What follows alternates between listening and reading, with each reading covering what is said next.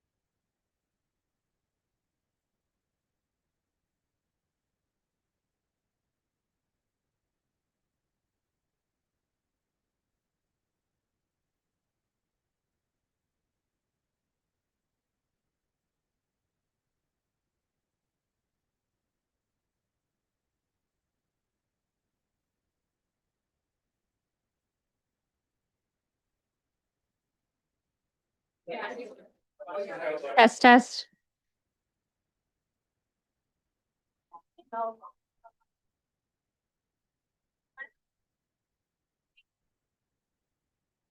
The meeting will begin in 1 minute.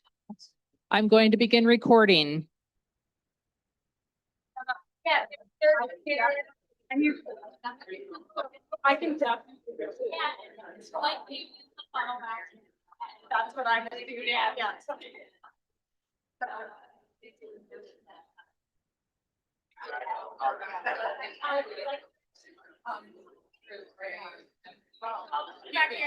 Your name and your. And then you'll be 8. So when Samantha starts, then you can come over. Sure. I'll get your name and contact information.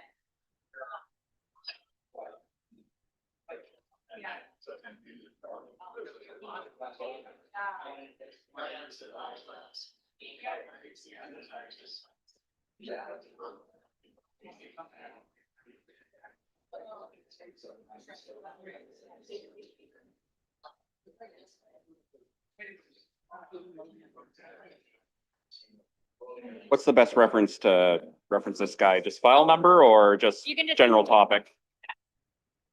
Because it's the same as all the other ones. You can, Okay. yeah. Thank you. And it was when Samantha or Tom? Yep.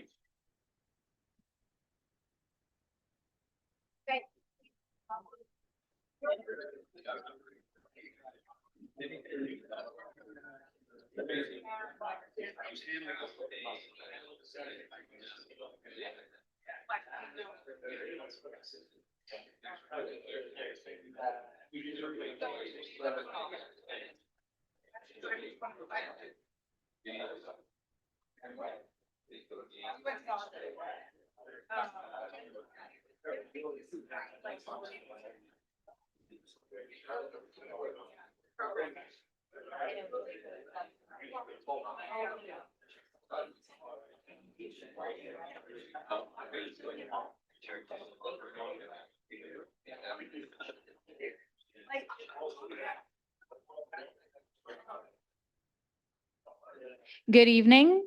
It is 6:30 PM. Members of council are assembled. When you're ready to begin. All right, good evening, everybody. I'd like to call to order this regular meeting of the Council of the Town of Saugeen Shores. Welcome all members, everyone in the gallery, everyone watching via the live stream. We're glad everybody's with us. The second item on the agenda is the land acknowledgement, and Councillor Stack has that this evening.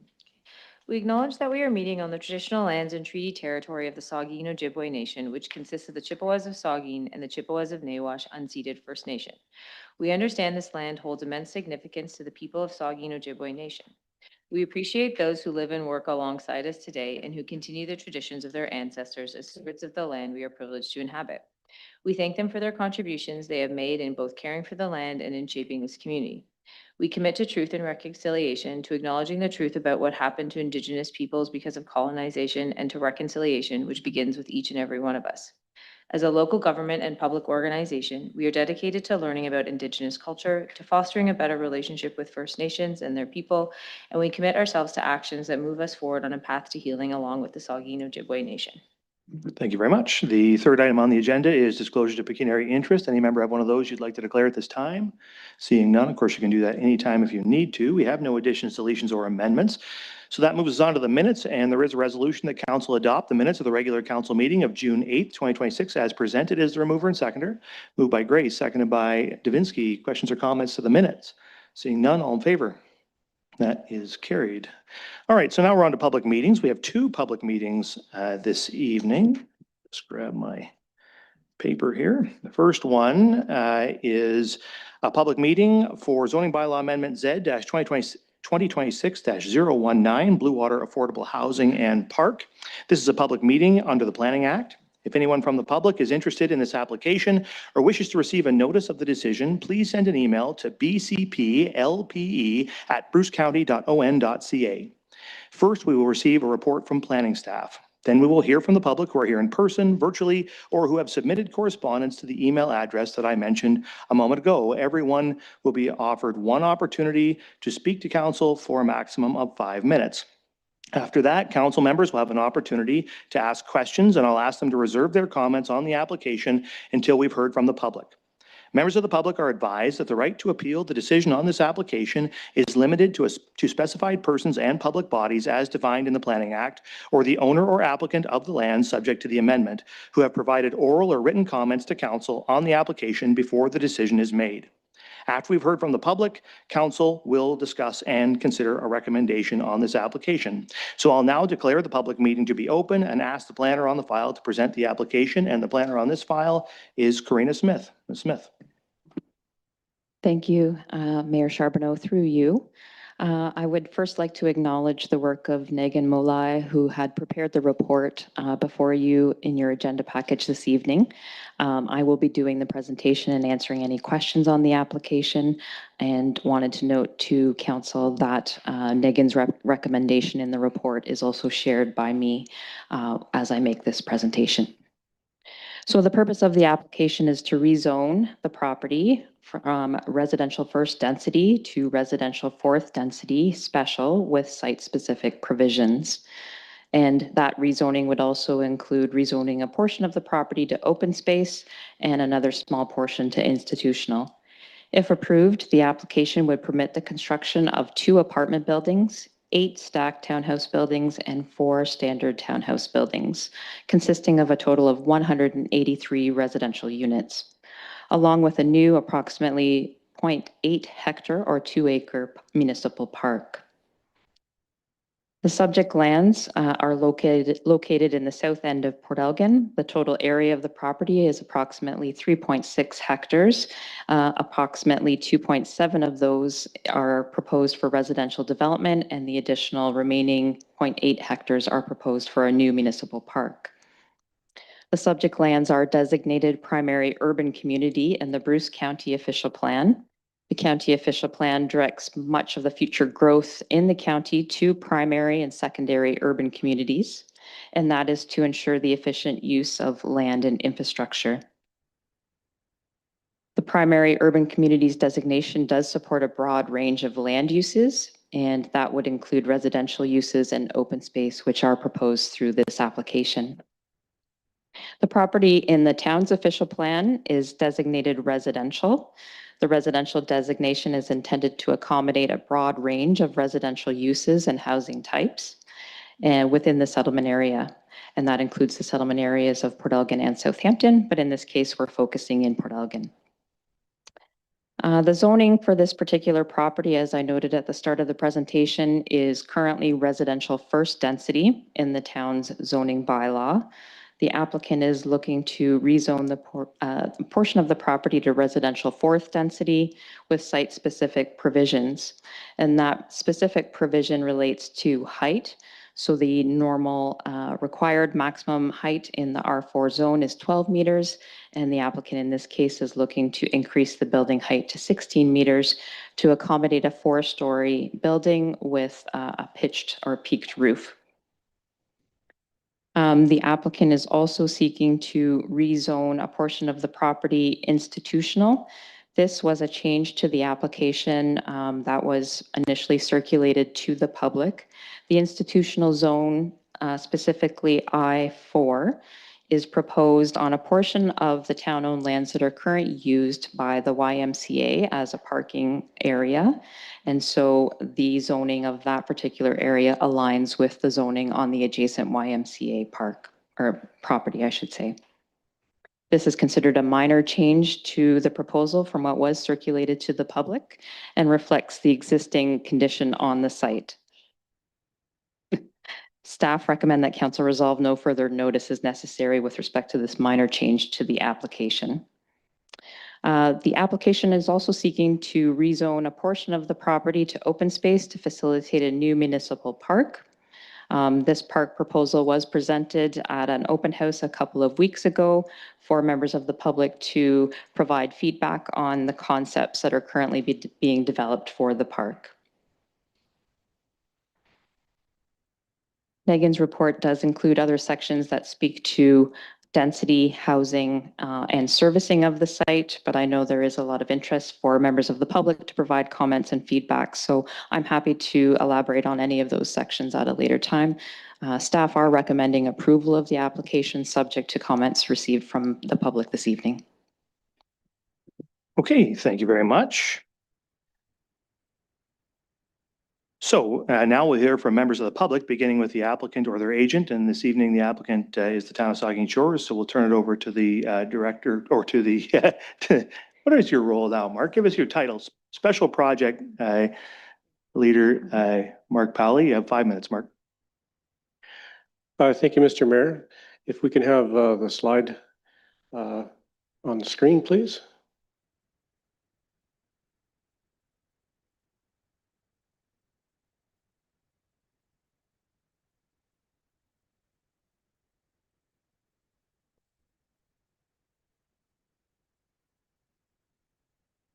Thank you. And the next slide. So we just wanted to provide council and the public with a quick summary of the process to date that sort of surrounds the zoning decision that's before you this evening. And wanted to go through some of the background timeline that's led to this process. It's part of a larger process of the town looking strategically at its lands to respond to the shortage of housing and see if there are parcels of town-owned lands that should be better used for housing purposes. And that led to, it was identified as a priority in 2022 in the business plan to identify town lands for housing. Staff worked on a short list of properties that were developed with housing as being the highest and best use, and those were presented to council, and council provided direction to advance work on those properties, including the Blue Water property. Followed in 2023, staff worked on drafting a policy and procedures to ensure we had a consistent approach to this process. And in 2024, council approved the affordable housing on town-owned lands policy, which set out a detailed approach to dealing with housing proposals, including setting out an RFP process. In 2025, a request for proposals was issued, and in the fall, Tim Welch Consulting was retained to design and build the housing and park. Since then, the Tim Welch team worked on various technical studies, completed surveys, they prepared park concepts, and submitted the rezoning application as well as the supporting studies that are cited in Karina's report. And this was circulated for comments. And more recently, we had a community meeting to review the park concepts and integration with the neighborhood and residential uses proposed. So that's the groundwork we wanted to lay, and at this point, we're happy to pass it over to Tim Welch for their more detailed proposal. Okay, also on behalf of the applicant, Mr. Welch, and you have 5 minutes. Okay. Thank you very much. Yes, for members of council, we're here to talk a little bit more detail about the Blue Water Lands and our zoning bylaw amendment that's been proposed that we've been working on. Next slide.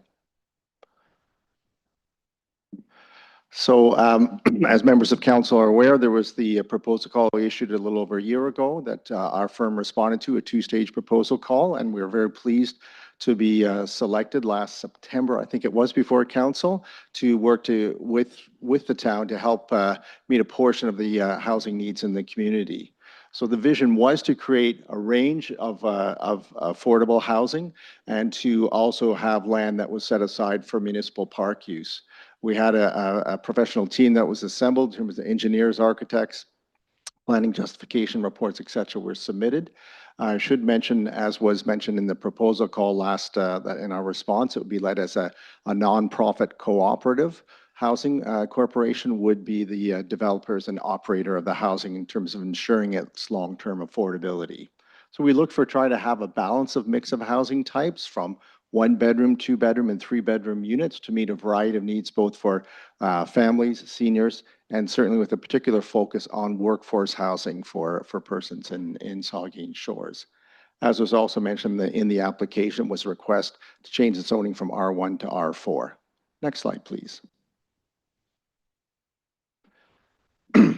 This will appear somewhat small in terms of squinting in terms of the overall site plan, but that's in the submission. As I think everyone can see, you've got a range of the park space in the center, just center right, with the residential housing, the smaller scale housing heights at the outside of the residential portion, with the 4-story apartment, 2 4-story apartment buildings in the center.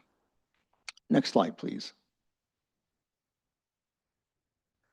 With the affordability, our proposal last summer that came in certainly met the affordability requirements that the town of Saugeen Shores set out. And we have also worked on the budgets for this to make sure we also meet some of the new federal government programs, the Build Canada Homes affordability requirements. There's also slightly different definitions of affordability in the Ontario Planning Act under the Municipal Housing Bulletin. But as stated, that we're looking to create housing that can be mostly focused on workforce housing, people working in the hospitality, the service sector, healthcare, education, as well as looking for some seniors who may be looking to downsize, and some young family housing. Next slide, please. So with, as everyone knows, we're here tonight in terms of dealing with the zoning bylaw amendment. We are looking to move forward fairly quickly with council support of the zoning bylaw amendment tonight towards the funding applications. There's 2 streams of funding that we're going to be pursuing, Build Canada Homes and the Co-op Housing Development Program. If there's indeed approval to move forward tonight, we would also work closely with planning staff and other staff of the town towards site plan to delve into further details of the proposed development, and also to have hopefully sometime in the fall some decisions in terms of the funding applications that we're planning to put in for federal government funding. Of course, we have to file for a building permit application later on in the year, and with luck, everything coming together to even see if we can get a building permit by the end of this year. And I think that's what we have for slides, under 5 minutes. Thank you very much. Thank you. Is there anyone else on behalf of the applicant? No? Okay. All right, so now we're going to move on to members of the public who are here to speak either in support of the application or with questions, concerns, or objections to the application. I have 8 names on a list here, so I'm going to run through those first, and then when I finish with those 8, if there's others in the room who wish to speak, of course, you can do so, and I'll just remind everybody, you get 1 opportunity to speak and 5 minutes to do so. So beginning at the top then, I have Jason Simmons. Mr. Simmons, whenever you're ready, sir.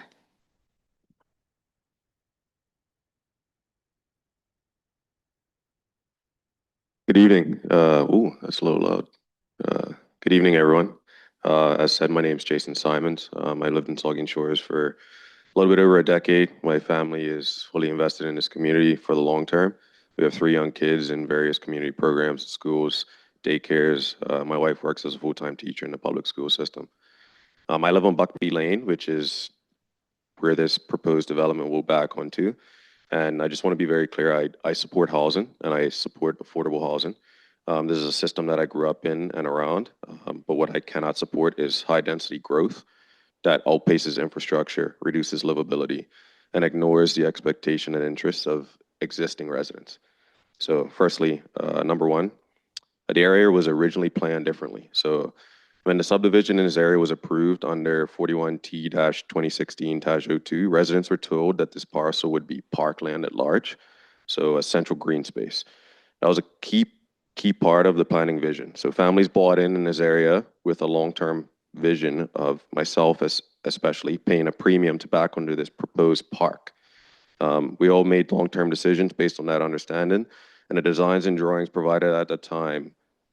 So now, instead of that vision, the park is being reduced from 3.6 hectares to roughly 0.8. So it's proposed to be shared by hundreds of new residents, and is planned to partially function as a stormwater infrastructure.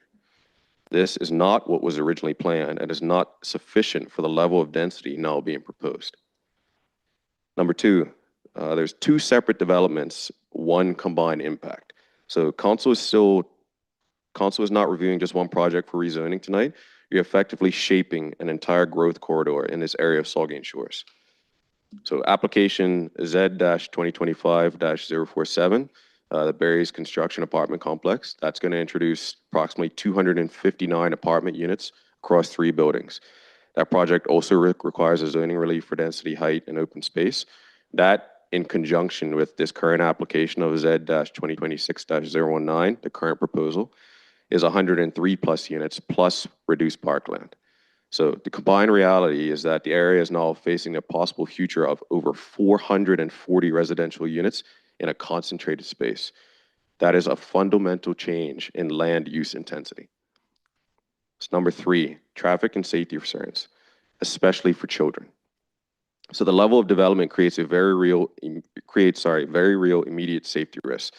Proposed townhomes in this Blue Water development back directly onto existing homes and will back directly onto a YMCA daycare facility. So I've spoken personally with the daycare manager and staff as my youngest son attends this daycare. They are strongly opposed to the development in their backyard. Their concerns are not abstract and are due to increased traffic during peak periods of drop-off times, congestion on local roads, and most importantly, child safety. This daycare already operates in a busy environment, and hundreds of units nearby will intensify traffic flows, increase risks, not just during peak hours, and intrude and possibly compromise child safety in outdoor spaces. The staff has clearly stated they prefer the land to remain as parkland as originally intended.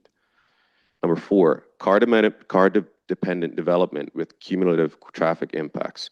This area is not walkable in practice. No public transit, limited nearby services, no connected rail or immersive system, harsh winter conditions, not accessibility friendly. Every unit currently here relies heavily on vehicles.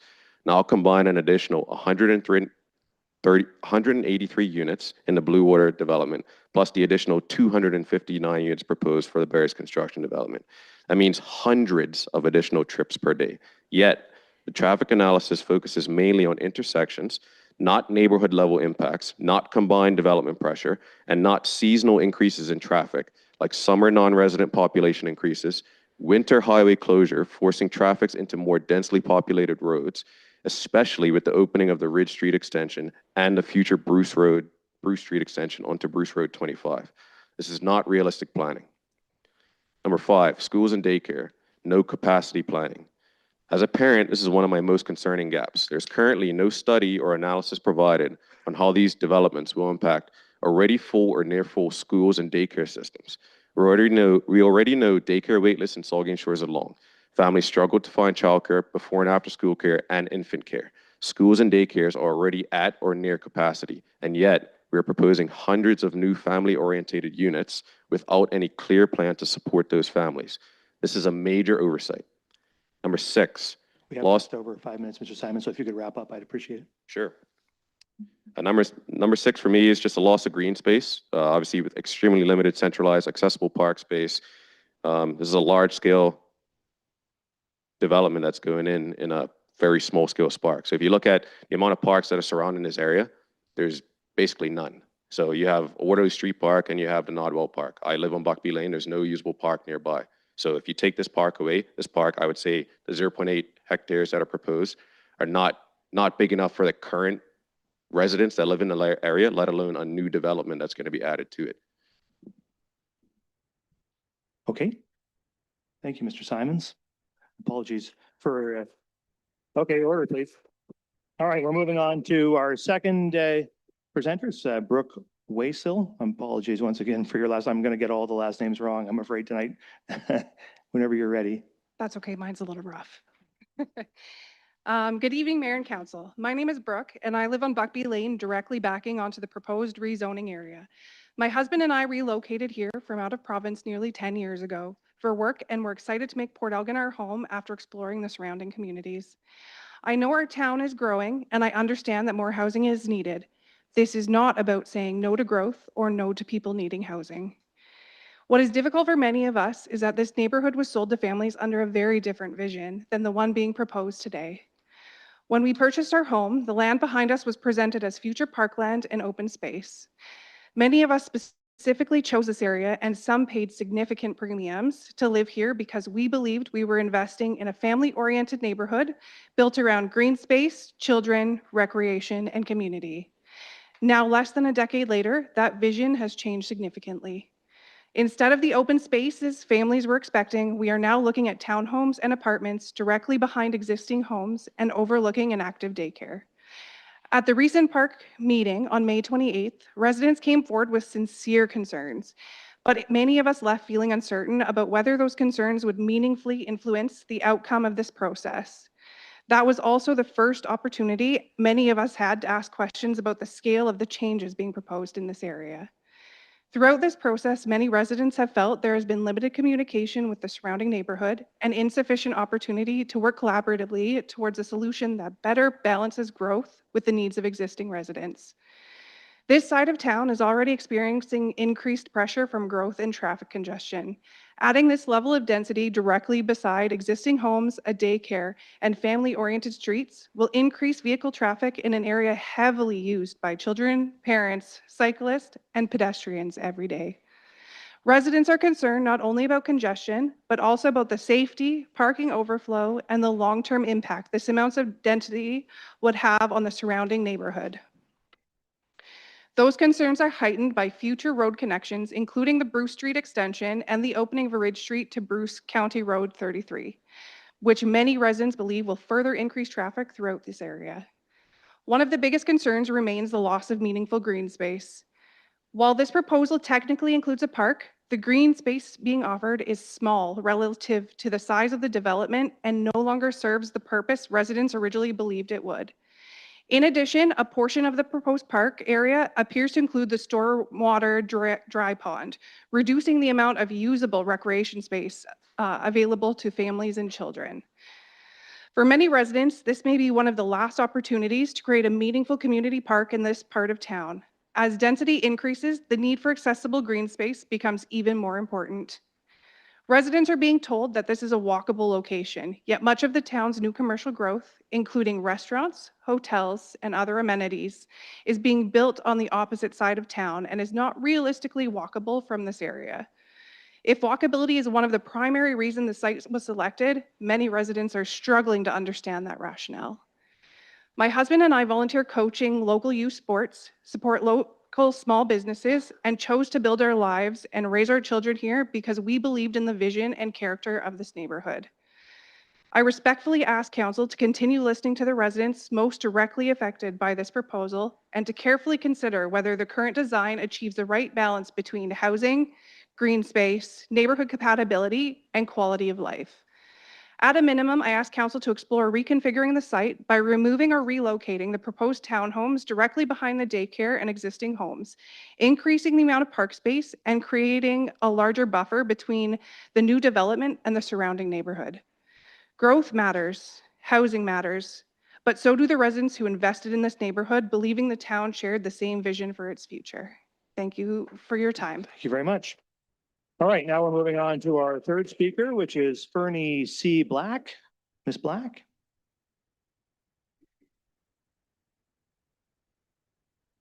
Whenever you're ready.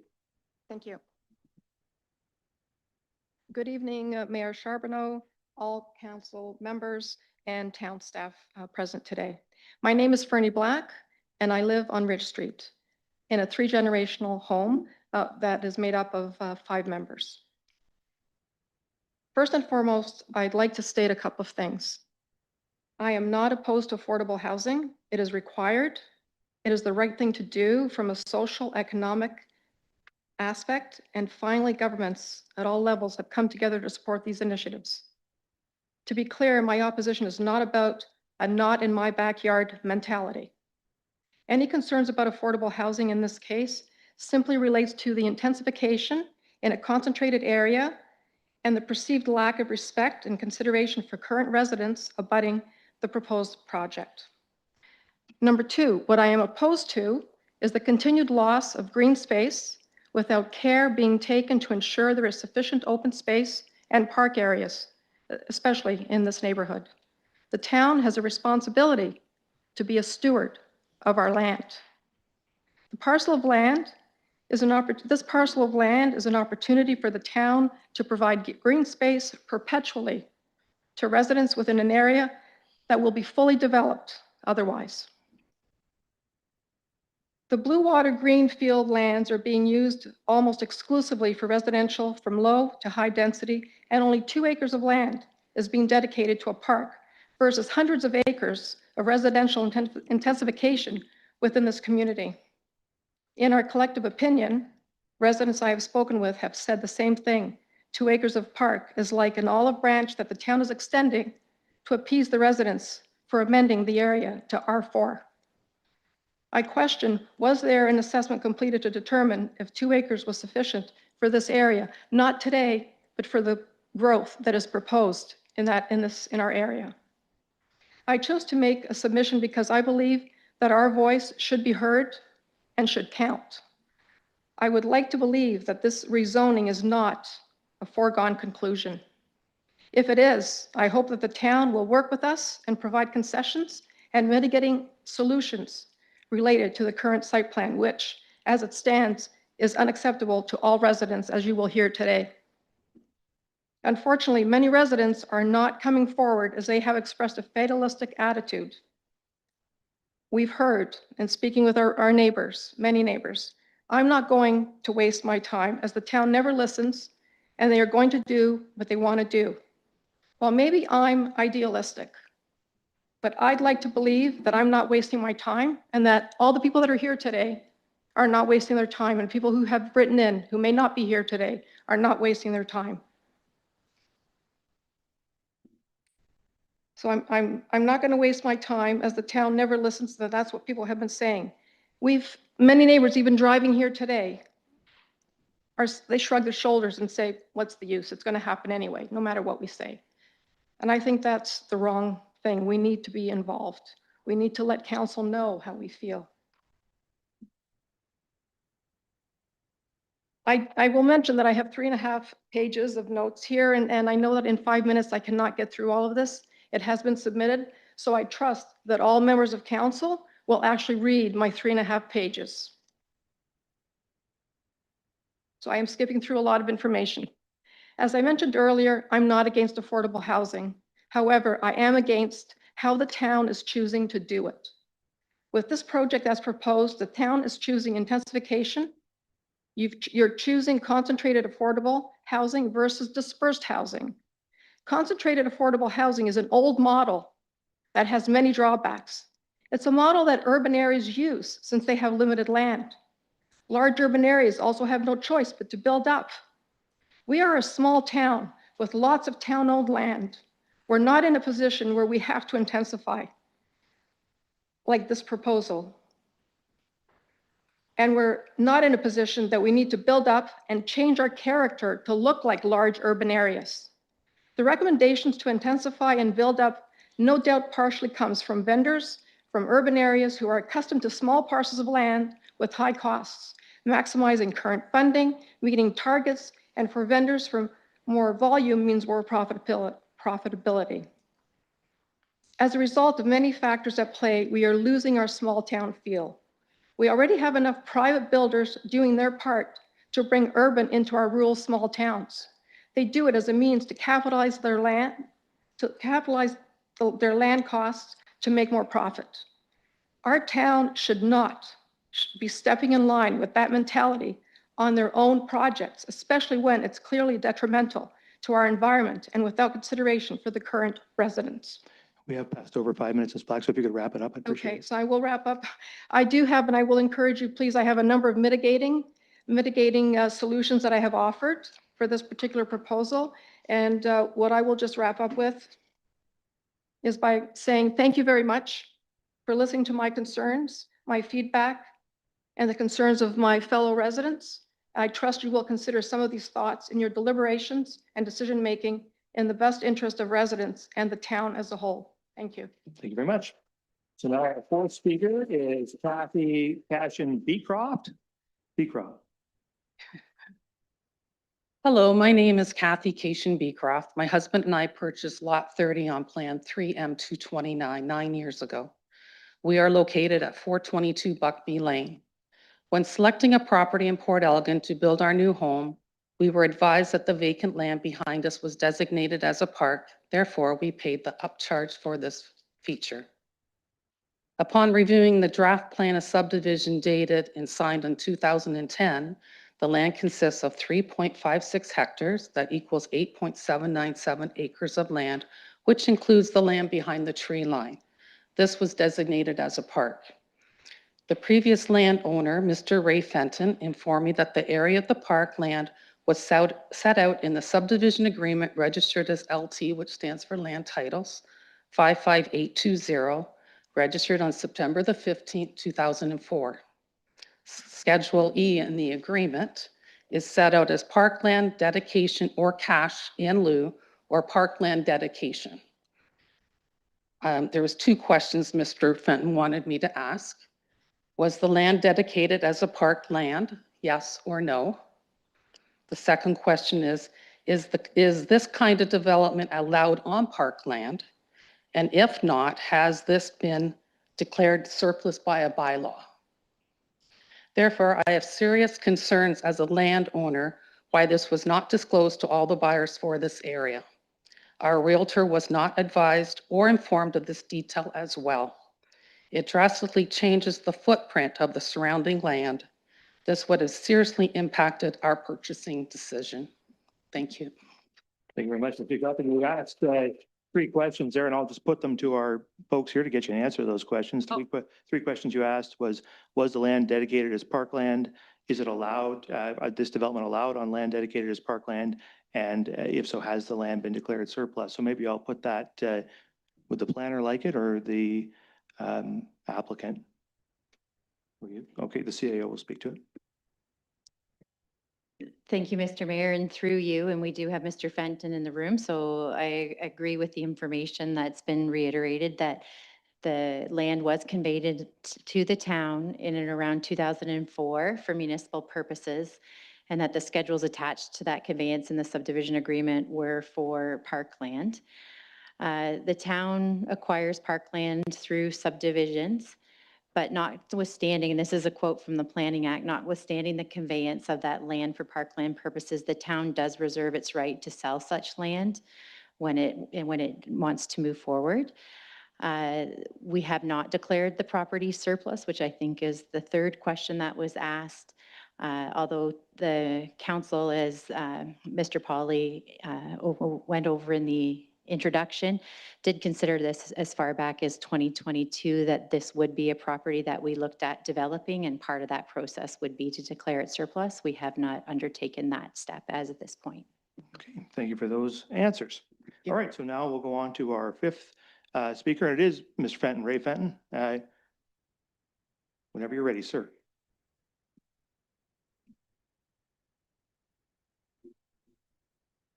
Nice to see some familiar faces.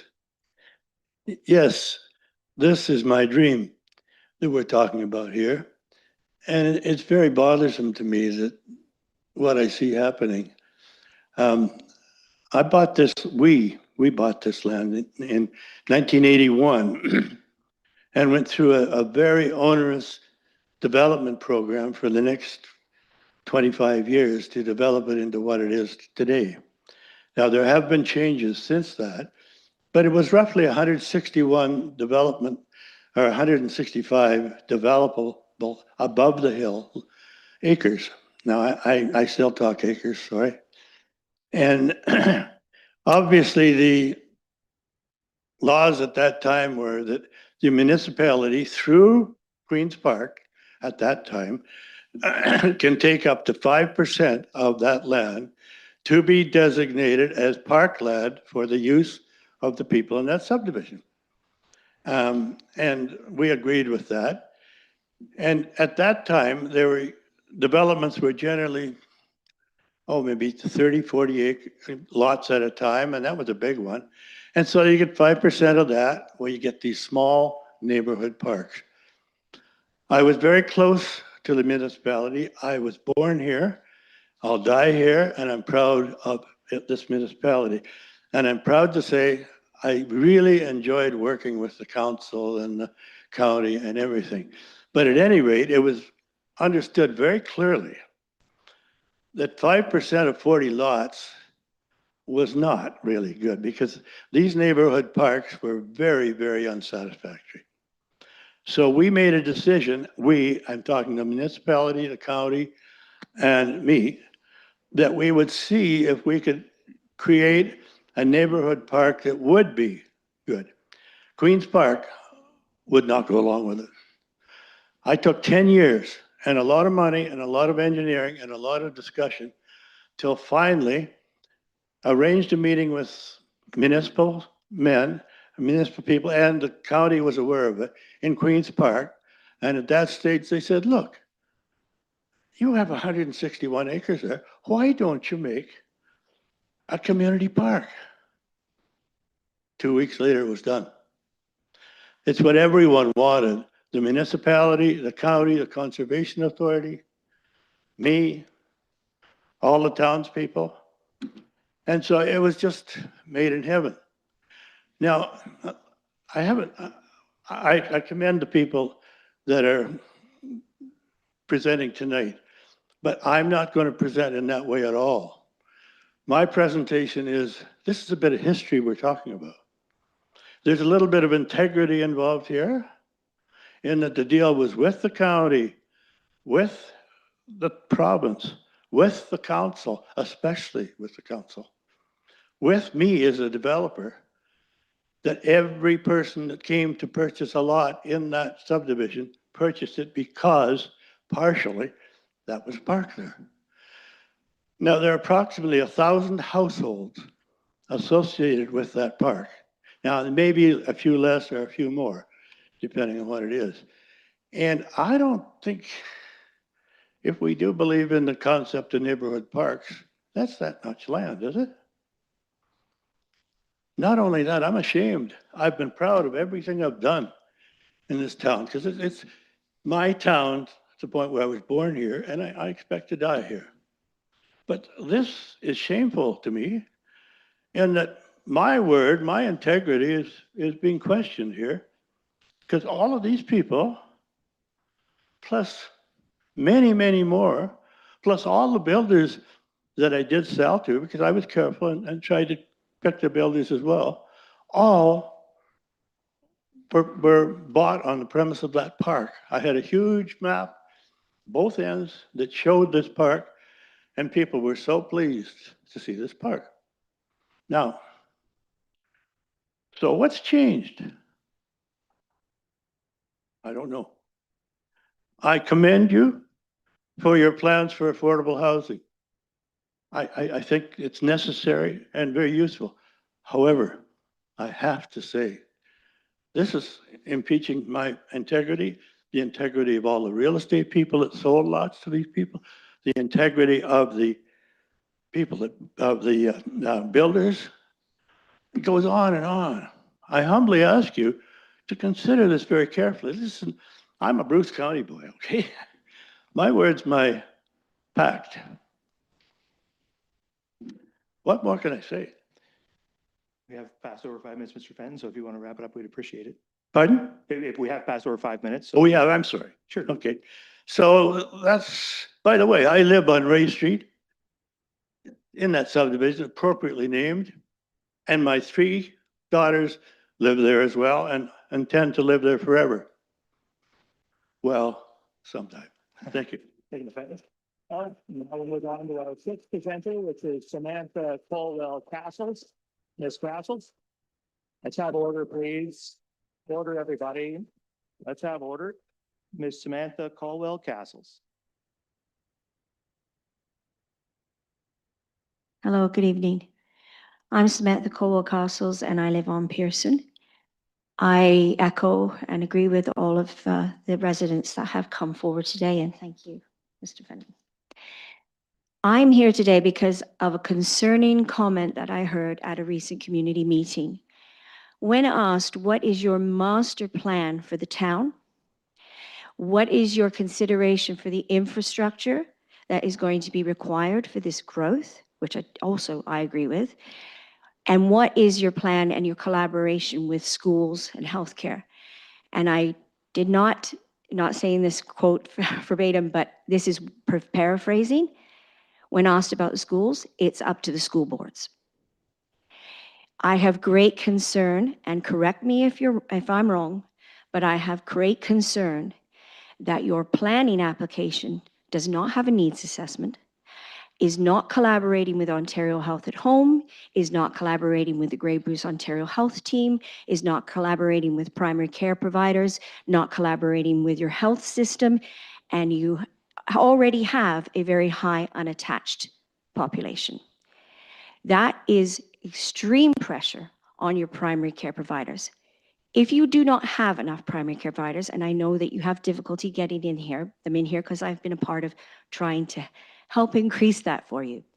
If you do not think about the needs for the primary care, which is where you should start with your health, they will end up in ED.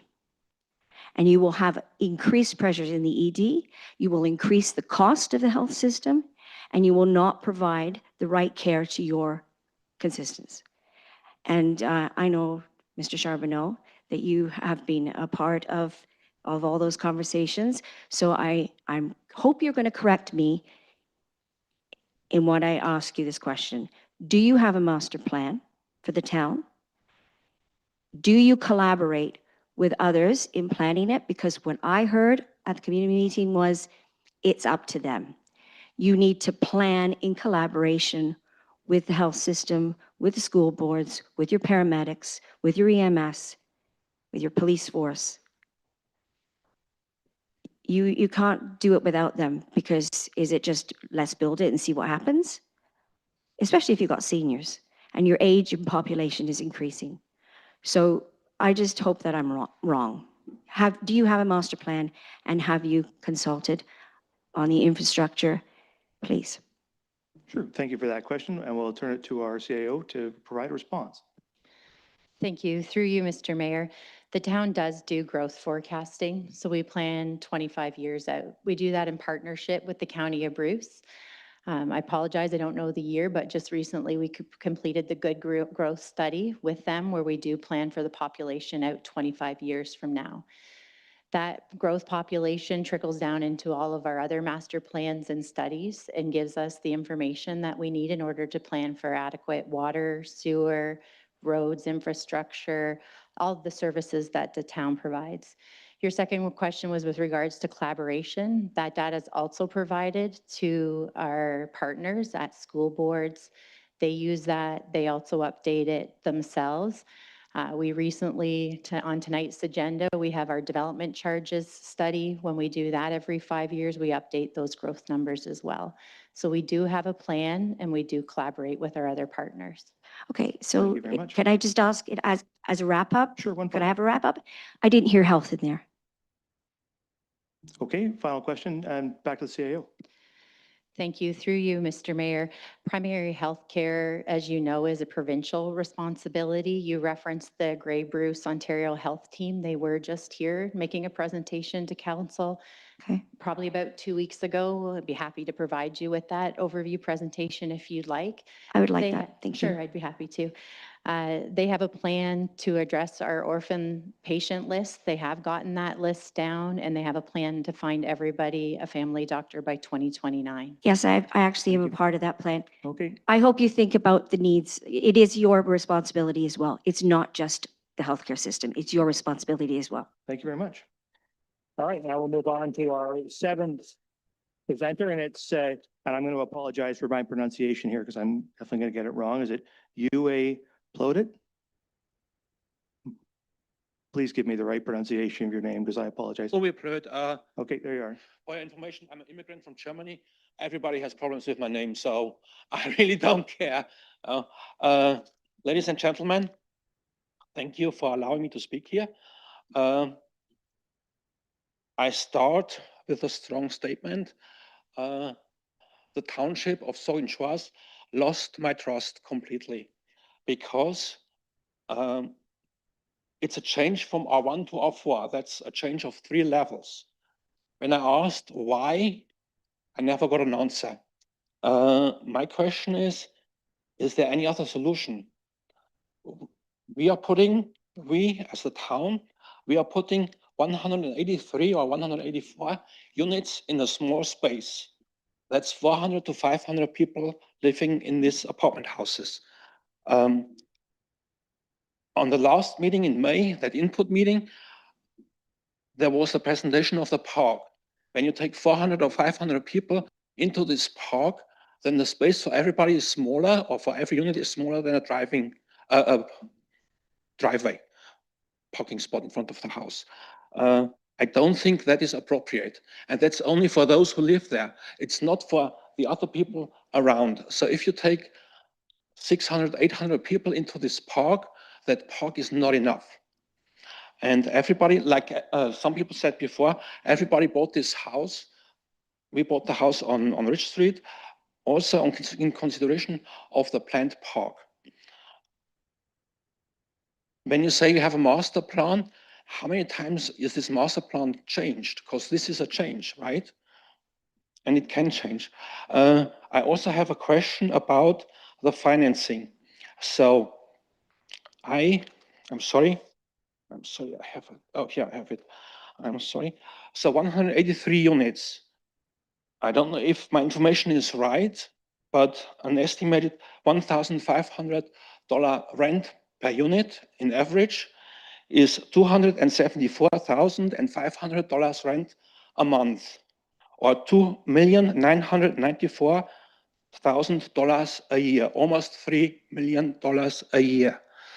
So my question is, do you want to put as many people as possible in a small space to make money out of it?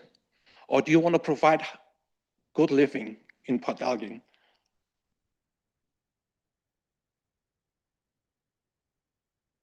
Because, like I said, if you would change it from R1 to R2, that's okay, but then you need more areas. Another thing, in that input meeting, I was told that only 40% of low-income families have a car. If you have to go shopping from where you plan it to Walmart or Giant Tiger, which are the next shopping areas, it's a long way, especially for older people. I don't know if there would be areas somewhere around Walmart or wherever where people could walk a smaller distance. Just think about it. I don't have any plans. Thank you very much. thank you. So You asked a couple of questions there. I think, and I hope I have them right here, one about were other options explored, I think, and the other question about financing. Do we have representatives from the applicant or the planner who wish to speak to those questions? I think the first question is about whether other options were explored or what the other options might have been. Is this the only option? And I think the second one about financing, I think we understand the question. How profitable will this venture be? Will it be profitable? Maybe you can give us some information about the money side of the thing. If I may, yeah, the goal in terms of the housing is to make sure it is financially viable, but it's not a profit-making organization. It's a nonprofit housing cooperative, is to make sure that through the applications I mentioned that we're looking to put in through the federal government for capital funding, and then there will also be mortgage financing as well. So the financial modeling we've been doing is to have a modest surplus, but that's not a profit that stays with the co-op. Money goes in to make sure there's a capital reserve, like for condominiums, to make sure there's long-term maintenance in place. But it's also with the capital funding is to have the rent set in ranges. I think we talked about at the public meeting, roughly $1,100 to $1,500 a month range. So workforce housing is to keep it in that range of housing over the long run. Okay, thank you, Mr. Welch. And the other question then perhaps about what other options the applicant explored for locating affordable housing? The CAO. Through you, Mr. Mayor. So as was mentioned at the start by Project Manager Polly, the town did do a request for proposal process in 2024. We had several takers for that request for proposal, and we narrowed it down to a few that we looked at in detail. This consortium was chosen. And I think the question was asked, if I may, Mr. Mayor, it was asked why we're doing this. And I think, just to put it simply, is I think this council had a goal to find everyone a home that wanted to have a home. And since I've been here in 2020, we've heard from lots of people who have struggled to find a home. And this proposal that came forward was a good option for the town to use the lands it has available to help fulfill that need. Okay, thank you. All right, so now the last speaker I have on my list is Paul Karatzik. Good try. I'm sorry. I'm really not, I'm over 6 or something here. Give me your pronunciation, please. Karachik. Yeah, go ahead. Right. Thank you, Mr. Mayor, councilors, neighbors new and old. I'm Paul Karachik. I'm on Blue Water Drive. Relatively recent arrival to Port Elgin. Grew up in Kincardine, so I'm a Bruce County boy. But went away to school, came back, married my wife, who lives here in Port Elgin, moved into her inherited home. I'm actually here to speak in favor of the development. Now, I've heard my neighbors' concerns and comments, and I share many of them in terms of process, consultation. Myself was only aware of this when the mailer was sent out mere weeks ago, and I'm pretty good about checking my mail. So I would ask that council reflects on public consultation, their duty to consult, and also just taking a leadership role in making sure your citizens are informed. Now, that being said, I think personally, I've taken my dogs for walks in the area. I look at this great big wide open field of pasture land doing a whole lot of nothing. Sure, it's green space, but it's not much. There is a need.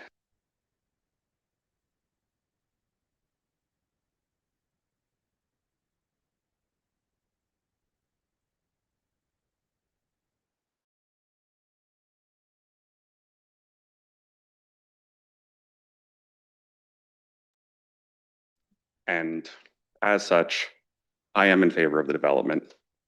I do think that certain comments should be addressed through the detailed design phase, whether it be traffic calming measures, speed bumps in front of YMCA, or other alternatives, and that any rezoning should be done contingent that the housing remain affordable into the future. And that's the sum total of my comment. Thank you. Thank you, Mr. Kratchik. All right.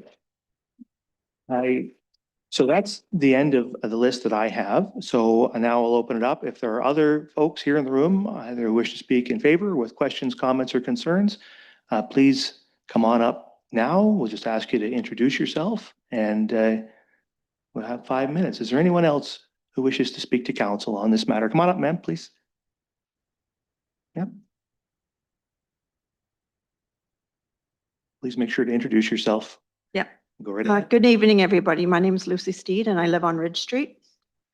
I have significant concerns regarding the proposed Blue Water Lands affordable housing development and the long-term impacts it may have on the existing community. While I recognize the need for additional housing options within Saugeen Shores, I'm concerned that a development of this scale, 183 units, integrated with the municipal park, may place considerable pressure on local infrastructure, services, and the character of the surrounding neighborhood if not carefully planned and managed. Some of my concerns: traffic and road safety. The additional 183 residence units has the potential to generate a substantial increase in vehicle traffic. Residents deserve to understand how increased traffic volumes will affect surrounding roads, intersections, pedestrian safety, cycling routes, school access, and emergency vehicle response times. Will Bruce Street be fully finished before construction starts? There's already enough traffic on Ridge Street, Buckbee, Stickle, Amanda's Lane, all those streets. They're filthy. It's construction. There's materials everywhere. You can't even walk on those streets, especially yesterday with the wind. Infrastructure capacity. Residents should be provided with clear information demonstrating that current infrastructure can accommodate future growth without negatively affecting existing taxpayers. Community character and neighborhood compatibility. The proposed density represents a significant change from surrounding development patterns. Residents deserve assurance that building design, height, parking provisions, landscaping, lighting, and overall site layout will complement the existing community rather than overwhelm it. There should be a berm, trees, and much more green space between parking lots and the fences of existing property owners. Damage from snow plowing, exhaust, noise, and light pollution is a major concern. Growth should occur in a manner that respects the character and livability of established neighborhoods. In my opinion, this plan does not. Parking and spillover effects, we all know what that's going to look like. Parking on the roads, park planning and maintenance. While a new community park is a positive addition with potential of over 400 new residents in this housing plan, the park is much too small. Will there be additional green space added to this neighborhood other than the park that's already proposed? Financial impact on taxpayers. I am concerned about the long-term financial implications of this project. New development often creates additional costs related to road maintenance, park maintenance, snow removal, infrastructure replacement, policing, and other municipal services. Council should provide transparency regarding the total municipal investment in the project, any ongoing operational costs, potential impacts on future property taxes, long-term financial sustainability. Meaningful community consultation. Many residents feel they are learning about key aspects of the project only after major decisions have already been made. Community engagement should be transparent, ongoing, and responsive to local concerns. Residents should have confidence that their feedback will be meaningful, influence project outcomes rather than simply satisfy procedural requirements. In closing, I respectfully request that Council provides greater transparency regarding the anticipated impacts of this development, ensure the application, appropriate studies, safeguards, and mitigation measures are in place before proceeding further. The future growth of Saugeen Shores must balance housing needs with infrastructure capacity, fiscal responsibility, environmental protection, public safety, and the preservation of community character. This project does not do that. Thank you. Thank you.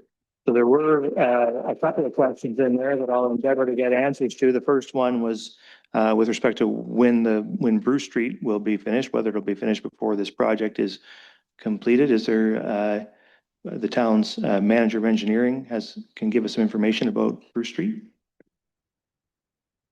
Good evening, and through you, Mr. Mayor. As per our updated 10-year business plan, the engineering for the Bruce Street will be done next year, 2027, and the construction is planned for 2028. Okay, thank you. And the other question was about additional park or green space in the area. Will there be additional parks or green space in the area? Is there somebody representing the applicant or the planner who can speak to that?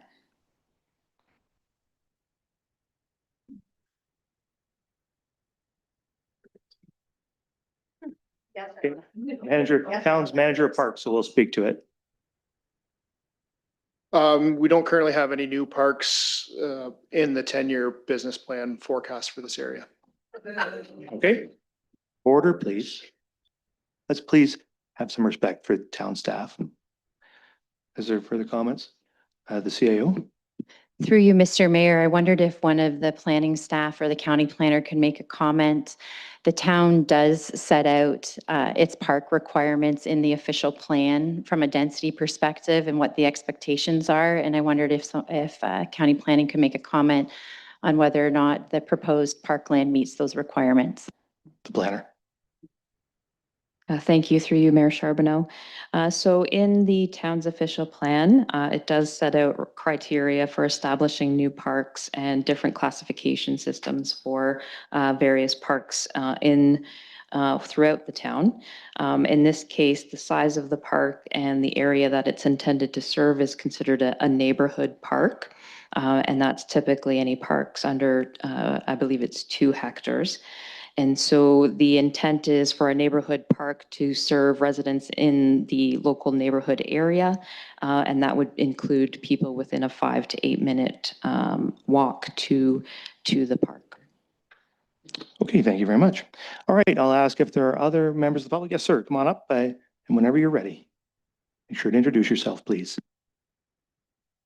Hello, Council. My name is Peter Stanley. I didn't plan on speaking tonight, nor did I prepare anything, but I've had a chance to read, absorb, or listen and absorb. And one of the things I do want to say is we talk about parkland.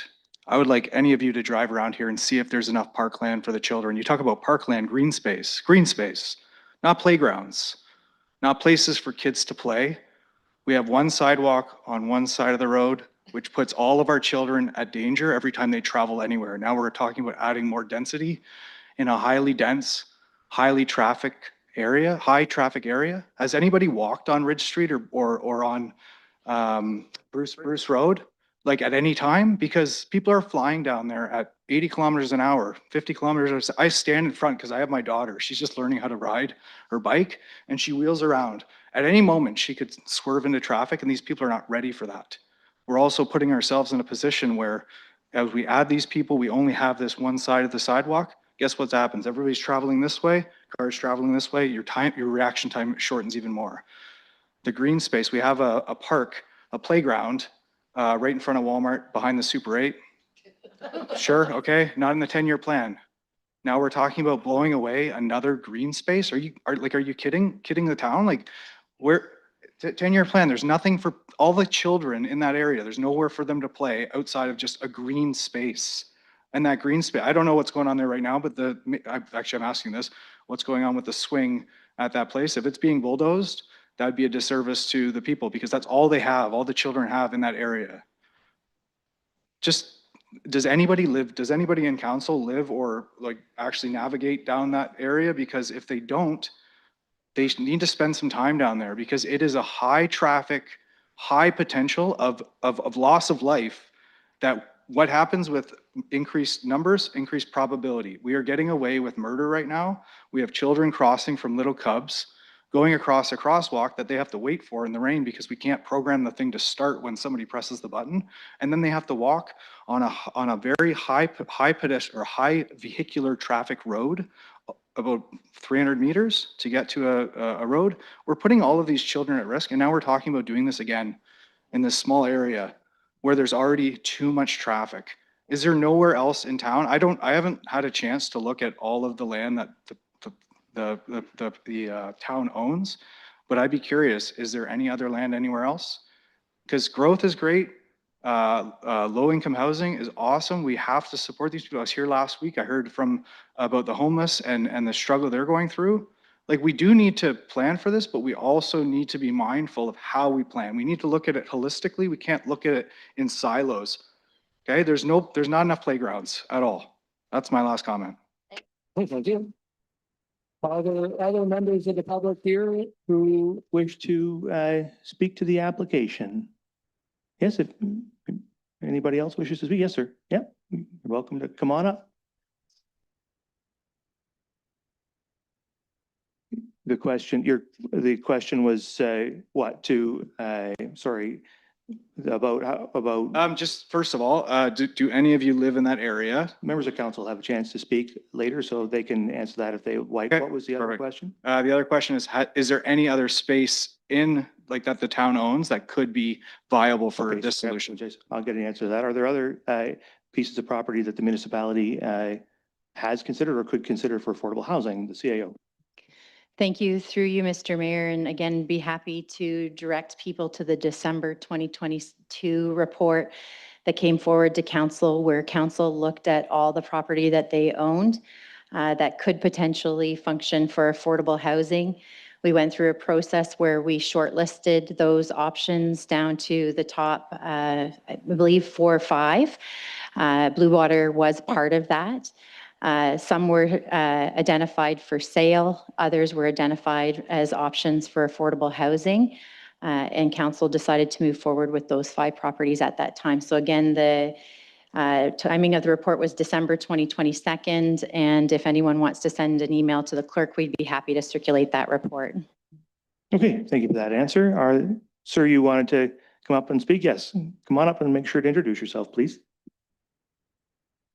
Good evening. My name's Steve Black. I live on Ridge Street, directly abutting onto the proposed area. And I just wanted to add a couple of comments here, just kind of after listening to what anyone else has had to say. One of the comments that was made here was, we need to find all of our residents a home, which I totally agree with. And again, I'm not against affordable housing. It's just the way in which this project is being designed. It doesn't make a lot of sense to me to try to see if you can pack as many people into a small area. We've had all the people talking about traffic issues. And again, on top of that, which I don't think anybody has mentioned, we do not have public transit here. So of course, all vehicular traffic is going to be private vehicles. So again, with that high density going in, you've got all of those private vehicles. It's not even as if perhaps in a more urban area that many of those people might be accessing public transit, which would take some of that traffic weight out of the area. That's not going to happen for us, I don't think, anytime in the near future in terms of public transit, unless there's a plan for that we haven't been made aware of. It seems to me, again, that this model is not a very progressive model. And again, we're not an urban area with a real shortage of land that we have to make this high density. A more progressive model is what our neighbors to the south in Huron County are using, a dispersed affordable housing. And I've actually gone down and looked at some of their projects and how they've done it. And in fact, one of the buildings I went to look at down in Goderich actually is designed exactly like the ones we saw in the proposal a couple of weeks ago. And it's in the neighborhood there. It's one building, and then they have other ones. And again, it's dispersed throughout the community. So there isn't that high impact of all of the things that people have been talking about with traffic and other concerns, pollution, et cetera, et cetera. I won't go over those again. It just seems that, we should perhaps be looking at a more progressive model like that to still meet the needs for affordable housing.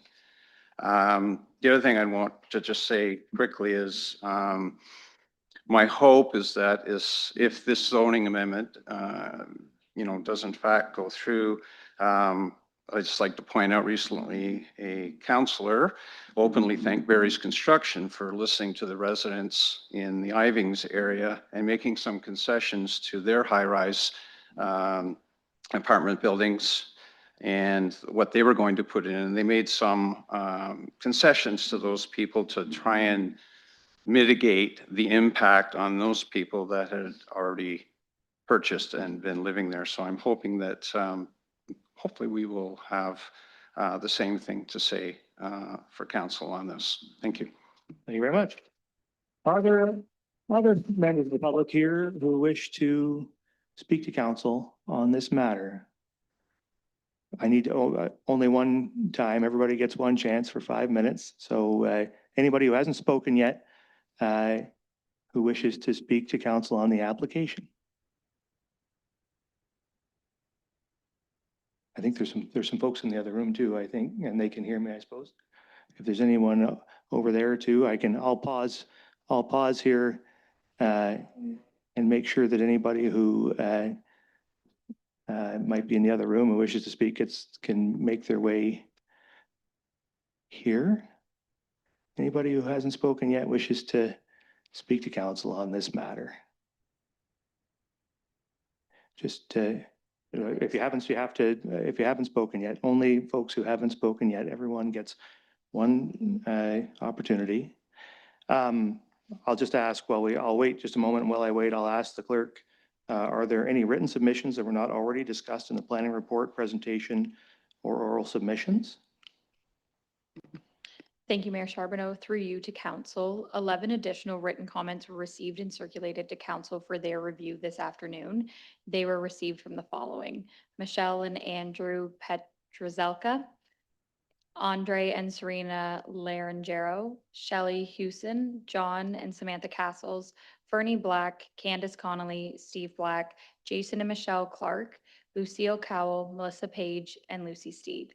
In general, the additional comments circulated provided comments on support for affordable housing, but strong opposition to the current proposal due to density, loss of green space, location concerns, infrastructure impacts, and lack of consultation. Since the circulation of the additional comments from the clerk's office to council, we received 2 further written submissions. The first was from Fernie Black, who provided a revised written submission that aligns with the verbal comments you received during the public meeting. And the second was from Terry and Melissa McCullough, who provided written submissions that opposed the proposed rezoning to permit higher density development, noting it differs from prior expectations of single-family housing and nearby parkland, and raised concerns with the impacts on property enjoyment and value. They highlighted issues related to increased traffic, noise, light pollution, and parking, and questioned what measures will be implemented to address safety and infrastructure pressures while acknowledging the need for affordable housing. They do not believe this location is appropriate.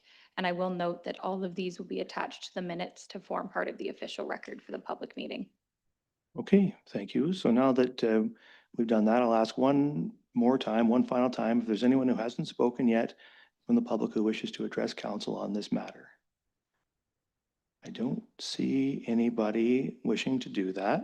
So now I'm going to ask members of council if you have any final questions before we close the public meeting and discuss the application. Questions from the members. Councillor Mayette. Thank you, Mr. Mayor. Through you. Mr. Mayor, before we move on, I would like to move an exception to the procedural bylaw that would allow Mr. Fenton to speak once again, twice, because I think his stature in the community and his history with this particular development, I would really like to hear what his comments are to summarize the public portion of the meeting. If I could get a seconder for that, I'd appreciate it. Seconded by Councillor Stack to allow Mr. Fenton to speak one more time for 5 minutes, I assume. Okay. Any discussion on that? If not, all in favor? Opposed? That's carried. All right.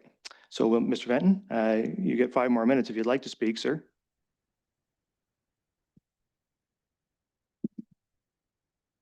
I actually had a question that's very specific to the application. Is the family Y included in this application for rezoning? I could ask members to turn that over to the planner.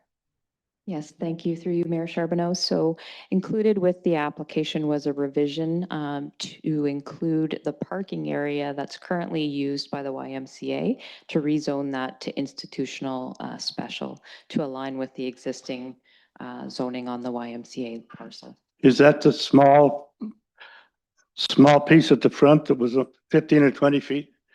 I remember that now. The planner? Yes, Is only that little piece? that is correct. Because I noticed that the family Y lands were included in the property as parkland. They were not parkland. The fact is, when I donated the land for the family Y daycare, added more to the existing parkland to make sure it didn't cut down the size of the parkland itself. So, and the one thing I do have, again, these are my dreams. You have to forgive me a little bit. But the way the zoning was set out in this end of Port Elgin's kind of split with the tourist camp into two pieces. And it went from single family residential, basically from the home subdivision sort of, going southward to, from single family down to R2, which is duplexes. And then from duplexes, it went to residential multiple or R3 or 4. Now, the way this map shows, if in fact this does go through, which I certainly hope it doesn't, that it's not doing that. It's putting apartment buildings in the northern R1 section of that whole subdivision, when most of the RM development is to the south. So that's a point I wanted to make.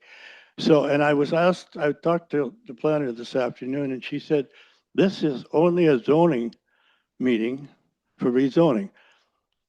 So the actual site plan is not being approved tonight, is that correct? That's correct, sir, yes. So the site plan is still up in the air, even if it is approved?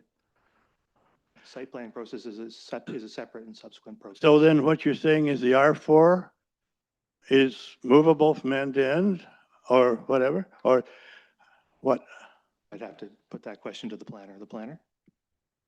Yes, thank you for the question. So the zoning tonight would rezone the lands to facilitate the development for the residential purposes as well as for the park and that small section for the parking area of the YMCA.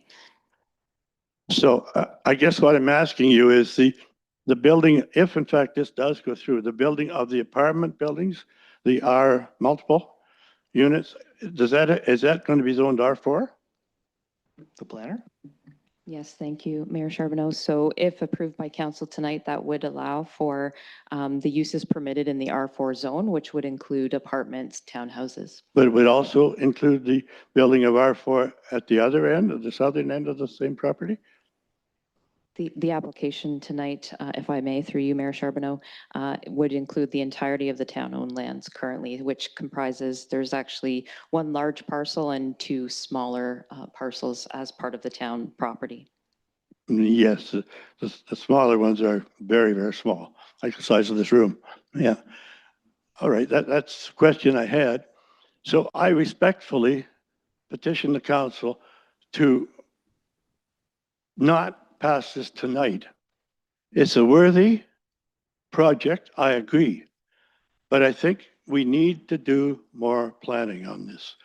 So I please ask for a deferral. Thank you. Thank you, Mr. Fenton. All right. So now we're carrying on with questions. Questions from the members, and we'll start with Councilor Grace.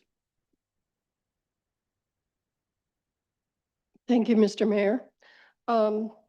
And thank you, Mr. Fenton, for giving us more background on your history with this and your intent to dedicate this as parkland. The zoning of the area is R1 now. So my question to the planner is, when was this area zoned R1? The planner. Thank you for the question. So based on my research looking into the archive, the rezoning on this property occurred in 2006. So that is the date when the town's comprehensive zoning bylaw was the current bylaw was approved. So at least since 2006. Councillor Grace. Thank you. So R1 means residential. If it was zoned for parkland, what would the zoning be under the zoning bylaw? The planner. Thank you. So under the zoning bylaw, municipal parks are typically put into an open space zone. However, we are aware of other parks in the community that are in a residential zone as well. Councillor Grace. Thank you. Okay. Thank you, Mr. Mayor.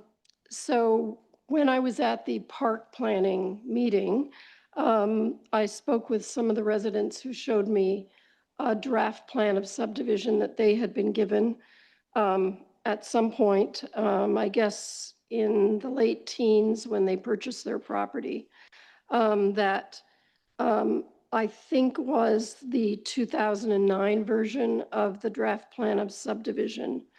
And it was labeled parkland.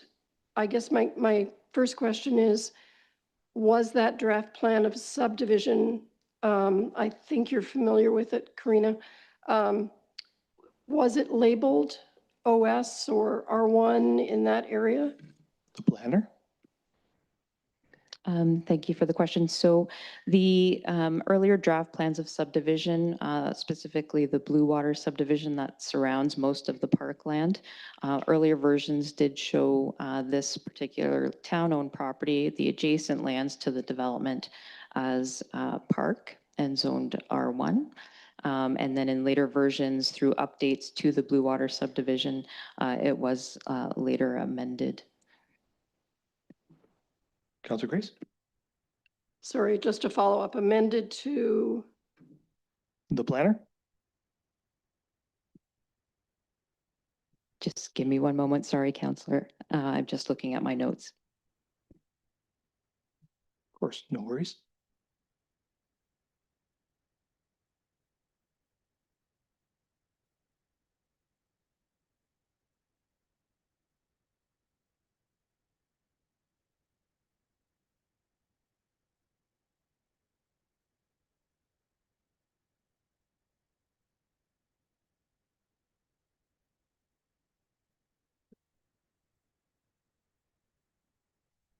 Would you like us to come back to it, Karina, and we'll get that answer?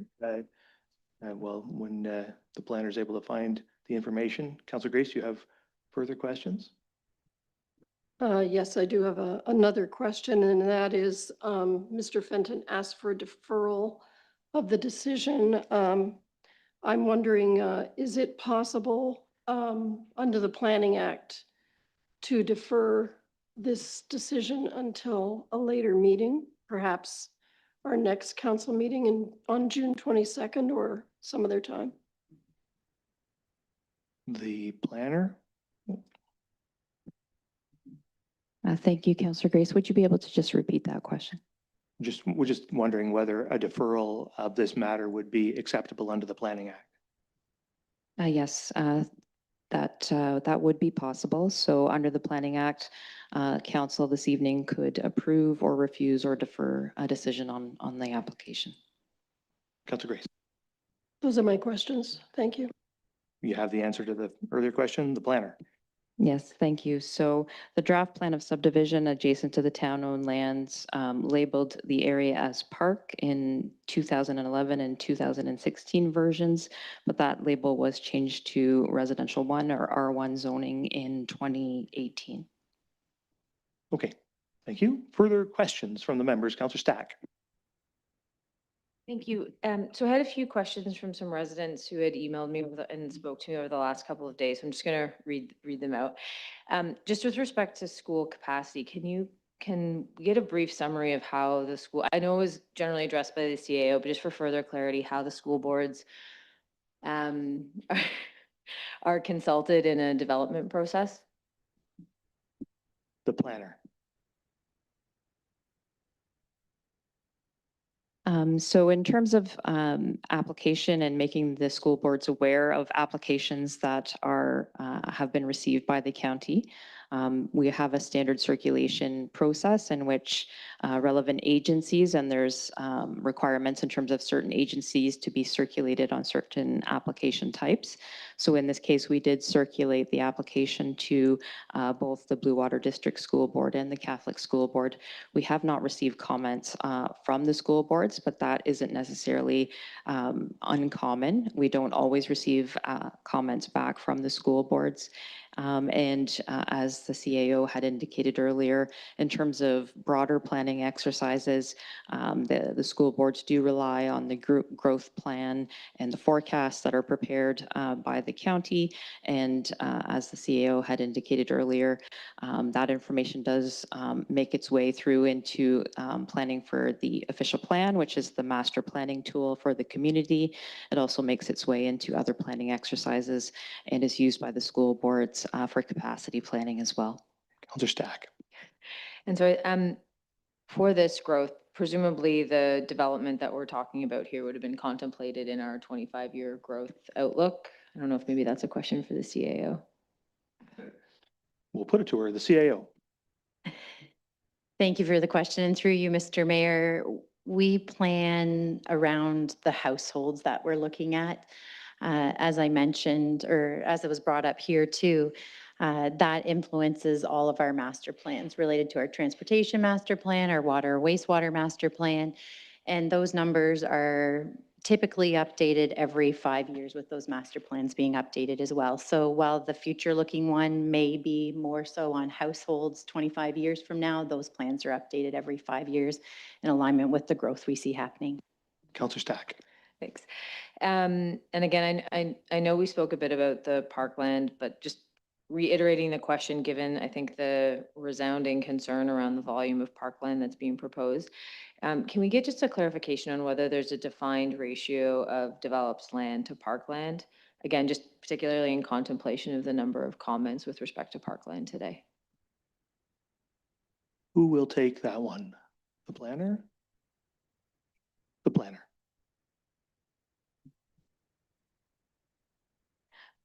Thank you, through you, Mayor Charbonneau. So the official plan, as I noted earlier, does provide criteria for developing new parks and does set out a classification system for park planning purposes. So there's different classifications. In this case, this would be a neighborhood scale park. And I'm just looking up at the ratio, but I believe, if you could just give me 1 second.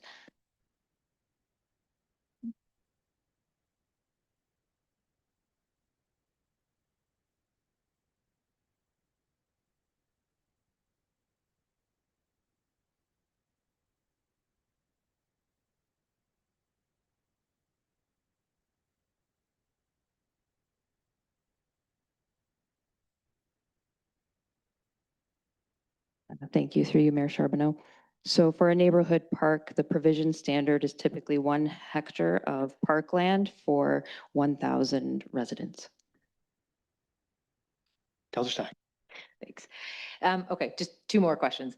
There was a question raised to me yesterday about concerns about snow piles, in particular for the residents that sort of have their backyards abutting where the parking lots would be, and a concern about sort of mountains raising to the point where you can effectively climb over a mountain into a yard. So can we just get some clarification of how we plan to address snow removal, or when we plan to address snow removal? And then depending on your response, if there's opportunity for public comment on snow removal. The planner. So details like snow removal, lighting, fencing, landscaping, those are matters that are typically addressed through the site plan control process, and that is a process administered by the town. So I would defer to the manager of development services on that. The manager of development services. Thank you, and through you, Mayor Charbonneau. Through the site plan control process, there is information that's brought forward to council, but there is no legislative requirements to actually circulate that site plan control process to the public, and there isn't a formal public response to the site plan control applications. Any comments that are received after an item is put on the agenda definitely can be considered by staff and brought forward to council for their consideration as well. But it isn't typically a public process, the same as these applications before you today. That's it. Councillor Stack. Okay, last one. And again, I think we spoke about it, but I just think it bears repeating. I think some of the comments you heard was just around a sense that the public wasn't properly consulted. So can we just get someone to walk us through whether we've at least, like, sort of separate and distinct from some of the feedback, whether we've complied with the legislative structure as it comes to public consultation and public notice about these plans? The planner? Yes, so under the Act, we are required for a zoning bylaw amendment application to circulate to all residents within 120 meters of the project site. And we did do that through a mail out to those residents. We have also, through the town as the applicant and the consulting team, they hosted an open house a couple of weeks prior to the public meeting this evening. Further questions from the members? The Vice Deputy Mayor? Yep, thank you, Mr. Mayor, and I had a few questions could I ask a few questions, Mr. Welch? Yeah, you can ask questions of the applicant, including Mr. Welch. Mr. Welch, in regards to the stormwater retention pond, and there's 2 acres being allocated for parkland, what percentage of the parkland would be allocated for the pond, the stormwater retention pond? There was that comment earlier. Right. Mr. Welch. I was going to ask Ryan Dexter from our team to help out, who was more involved in that piece of work. So we are working with GEI consultants on the engineering of the stormwater management plan and of the pond as a result of that. There is so we're at 50% completion for engineered drawings, which is pretty standard as we move into site plan. We are doing work on hydrogeological studies, et cetera, to understand groundwater, but all efforts are being taken, understanding that we don't want a dangerous pond or a large pond in that area. Efforts have been taken to create an underground basin that would collect water, and that the water held in the pond would only be, it would fill up during 2-year storm events, and which would drain almost immediately. And then during 5-year storm events, it would fill up even more. But the majority of the pond is intended to be dry area for most of the year. And a big part when we consulted with park staff on the park design part of the project, something that was brought up as part of the parks master plan from the town was things like pollinator gardens and natural meditation type spaces as park amenities. And so we envisioned this pond to be integrated into that part of it. So it's not, there would have been parkland that was allocated to that anyway, so we're not seeing a loss of park space per se for something like recreation. That's fine, but let me ask it again, though. I'll ask the question again. What percentage of the parkland space is dedicated towards the pond? There is not currently a defined Is it size of the 25%, pond. 1/3, 1/2? Yeah, less than a quarter, 10% maybe, or less. Okay. And for the most part, a dry pond. You see some stormwater retention ponds, and they're consistently filled with water. Correct. But not this one. That's the intention, correct? Yeah, and no fencing required, et cetera. Okay. Mr. Welsh, what's the total, just curious, what is the total project cost for these 183 units? That we're actually working right now with a professional cost consultant in terms of getting the details on that. I mean, our estimates are likely in the $60 to $70 million range. Okay, thanks for that. You mentioned about 2 streams of funding to build Canada homes and the co-op housing funding. Mm-hmm. Are there deadlines involved with those 2 sources of funding? And is that a first come, first serve a pile of funding from 2 levels of government? For the Build Canada Homes funding, they opened up applications late in November of last year. They are working through on a first come, first served basis right now in terms of, first they had to actually get staffing up during the winter of this year. And we're involved in some other applications and it's very much trying to get it. There's not a formal deadline. We are concerned in terms of how many applications have already gone into the federal government for a limited amount of funding. So our goal is to try to move this forward as quickly as possible. It's going to be competitive. Very much competitive, absolutely. Can you just talk a little bit about other projects that you have been, your company has been involved with in other cities that involve, that include municipal land, municipal park land? Can you give me a couple of examples and have you done that? Sure. We're right now working in two other projects, one in municipal land owned by the region of Waterloo in the city of Cambridge. That's for a new actually housing cooperative as well. So that was done through, similar to Saugeen Shores, a competitive proposal call for accessing that land and also having long-term affordability requirements for that.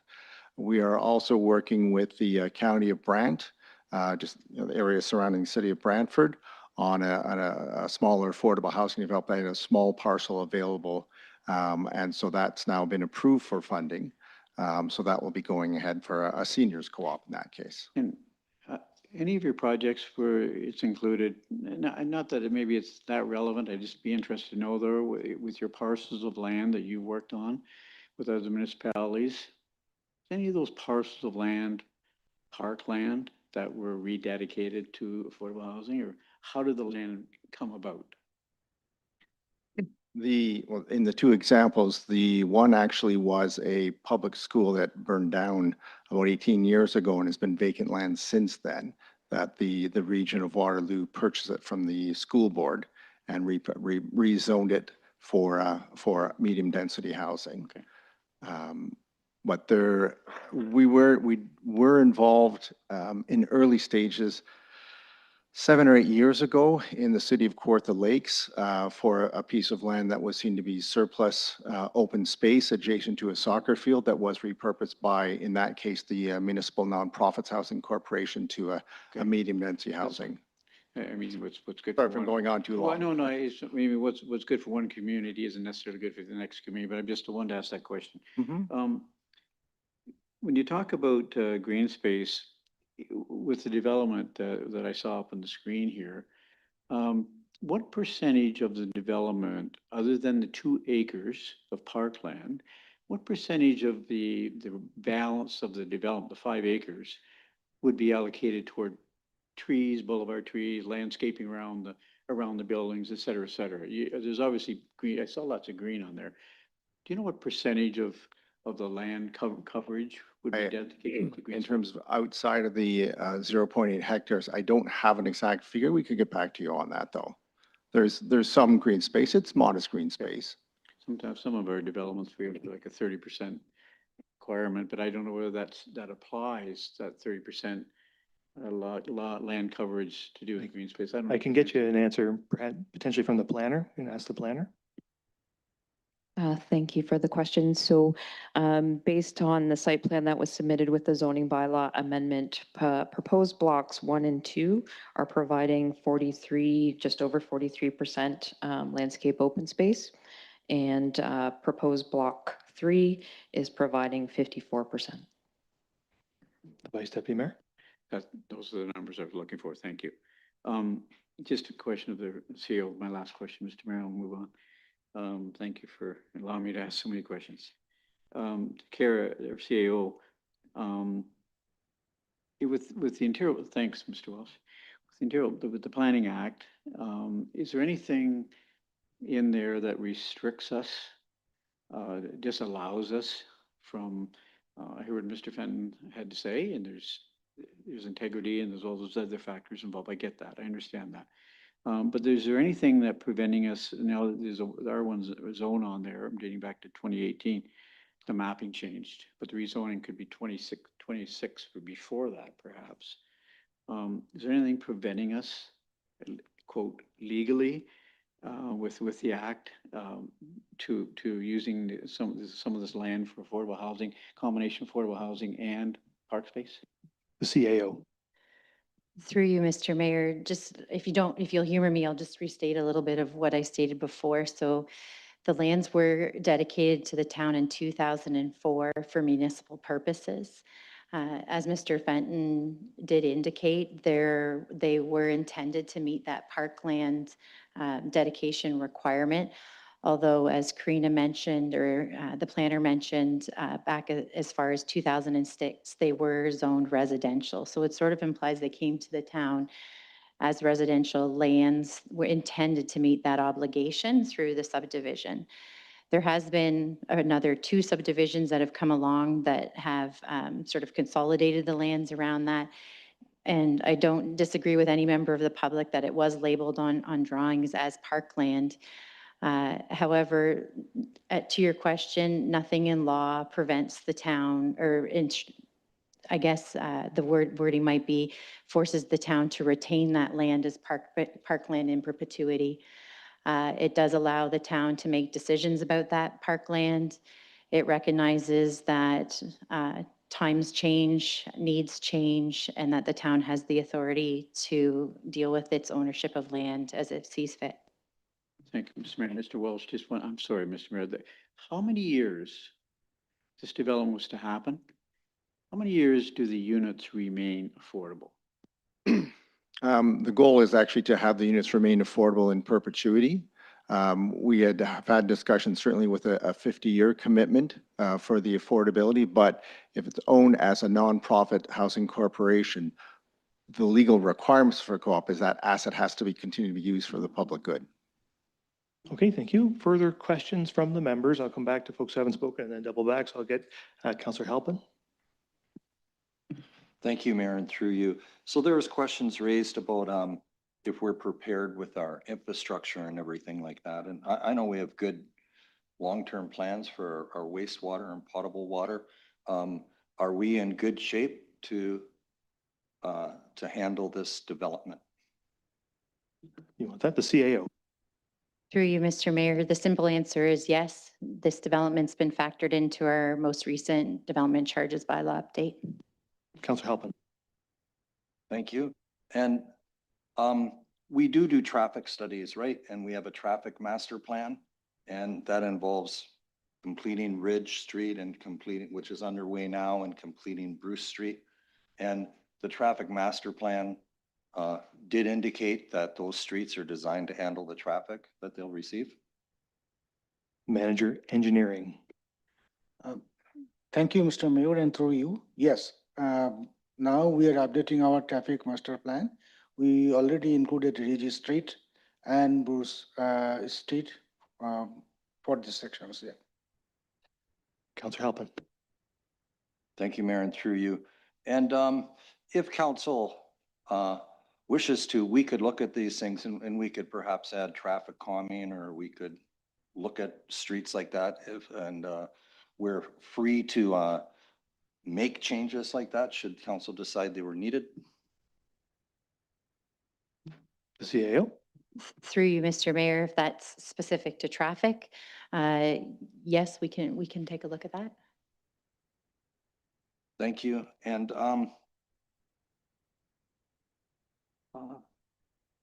so this, in relationship to the schools, this project, would it be considered walkable to the 2 schools that we have? And is it considered walkable to grocery stores? The planner. Thank you, through you, Mayor Charbonneau.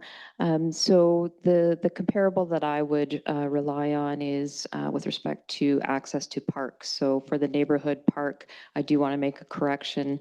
The official plan does note to be within a 5 to 10 minute walk of a neighborhood park for a park of this scale, but that is equivalent to about 800 meters. The Goddard Street Highway 21 corridor is within 500 meters of the subject lands and therefore would be considered in walking distance. Councillor Halpin. Thank you. And then one more question. Just can we go over the process here a little bit? Like, we went after this meeting, what comes next? We have a site plan and can we just go over, I think everyone would appreciate it, go over the process, where we're at and what the next steps are. Mr. Powley. Thank you for the question. It might be helpful if we are able to get a flow chart from a slide that's in my previous deck that we didn't touch on previously. But to begin the answer, so we're in this process that was approved by council, and we're at one of the diamonds are council decision or input points in the process. And we see on the bottom row, there's a zoning bylaw consideration, and so that's where we are tonight. There's other parts of the process where council will have inputs. One is the declaration of the non-park lands as being surplus. That will come to council as we normally do with surplus lands. And I think of greater interest to folks is that the site plan review would be after this. We wouldn't do the site plan until the zoning is in place. So there will be a site plan process that town staff lead that comes to council for commenting and ultimately is approved if sees fit by the CEO, who's the approval authority for site plans. And the agreement with the developers will take a form of something that has to come to council, and council will have the opportunity to weigh in and ultimately approve the agreement that we enter into ultimately with the developer. I don't know if that gets at the points you were looking for, Councillor Halpin. Councillor Halpin? Yes, it does. Thank you very much. And thank you. And I'll hold there for the time being. Okay, other questions from members who haven't spoken yet? Councillor Dubinsky? Thank you, Mr. Mayor, and through you, this may have been partially answered, and I'd like to address this to Mr. Welsh if I can.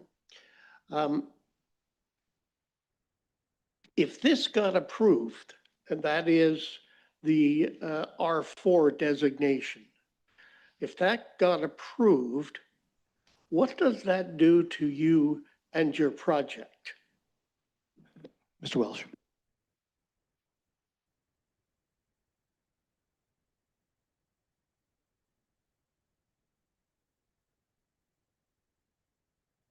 Did we lose the microphone there?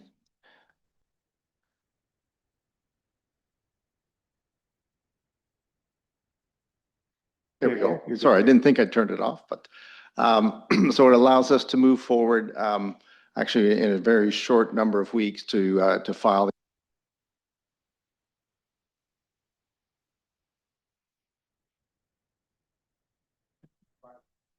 We just have to, folks will be watching online, so we have to make sure. Is it possible, are one of those mics remotable that we could bring up there? Is that, or are they all plugged in? All right. We'll just pause for a sec till we can get the mic working. Test, test, test, test.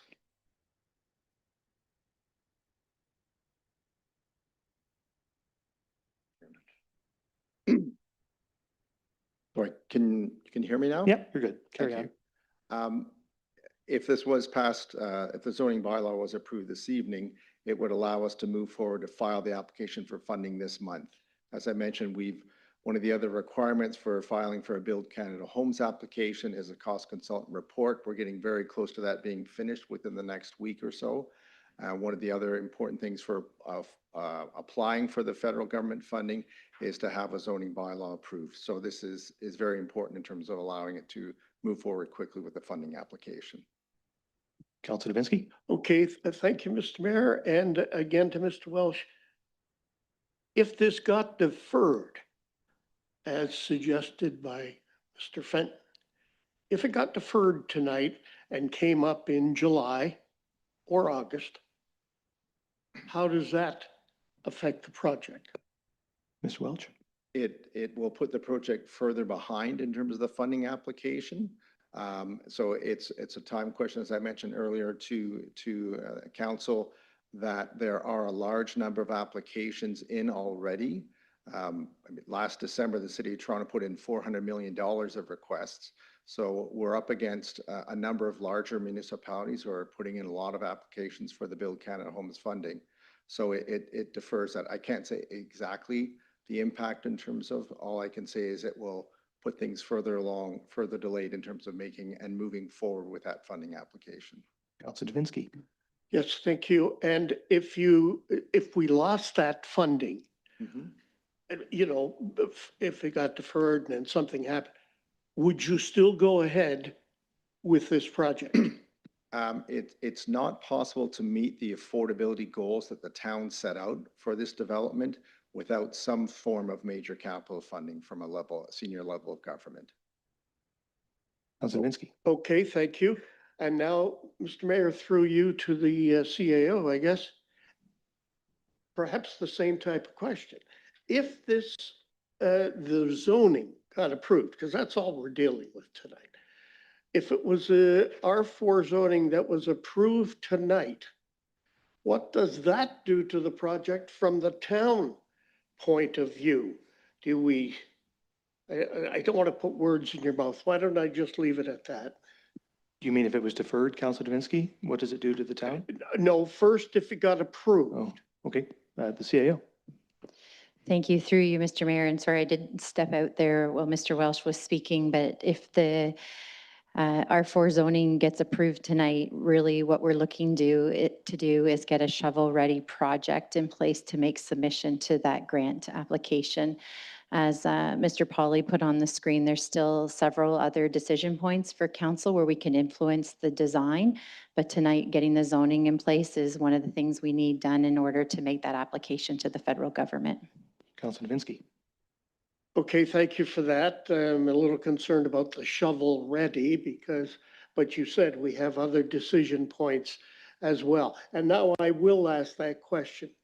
If this got deferred, how does the town deal with that, or do they? The CAO. Through you, Mr. Mayor, as we're in the project with Mr. Welsh, the answer is basically the same, that again, it just is a risk to the project. Delays are a risk to the project being successful in attaining that other level of government funding. Councillor Davinsky.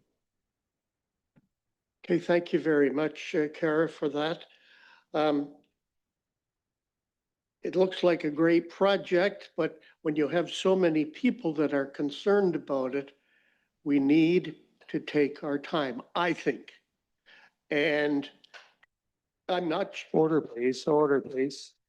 Councillor Davinsky. That isn't why I said that. I apologize. But I'd like to see us do this carefully and methodically, which we did to a certain extent with the nearby development with Barry's Construction.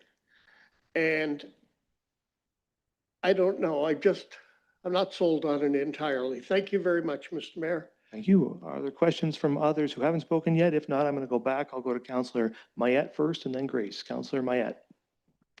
Thank you, Mr. Mayor. Through you, I have a question with regards to the parkland dedication guidelines. But first, Councillor Davinsky got me thinking that there's one more question that I'd like to ask with regards to that is, if we were to approve this R4 zoning today and make the application to the Canada Homes grant program, would the granting approval be based on the density that we've applied for? So subsequent to the getting, say we were successful in the grant, if we were to look at the site plan control and decide that we didn't want to put in as many units as is being described here, would the grant then be not available to us because we didn't meet the guidelines?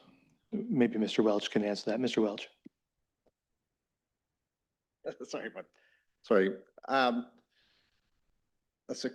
wish I could give as straightforward an answer as possible.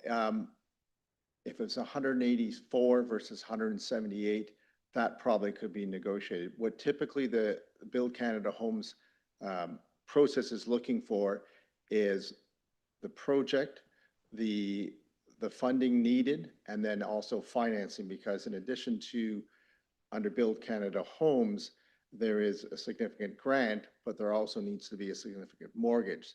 So we are in the process of going to different financial institutions, credits and banks in terms of doing the mortgage financing.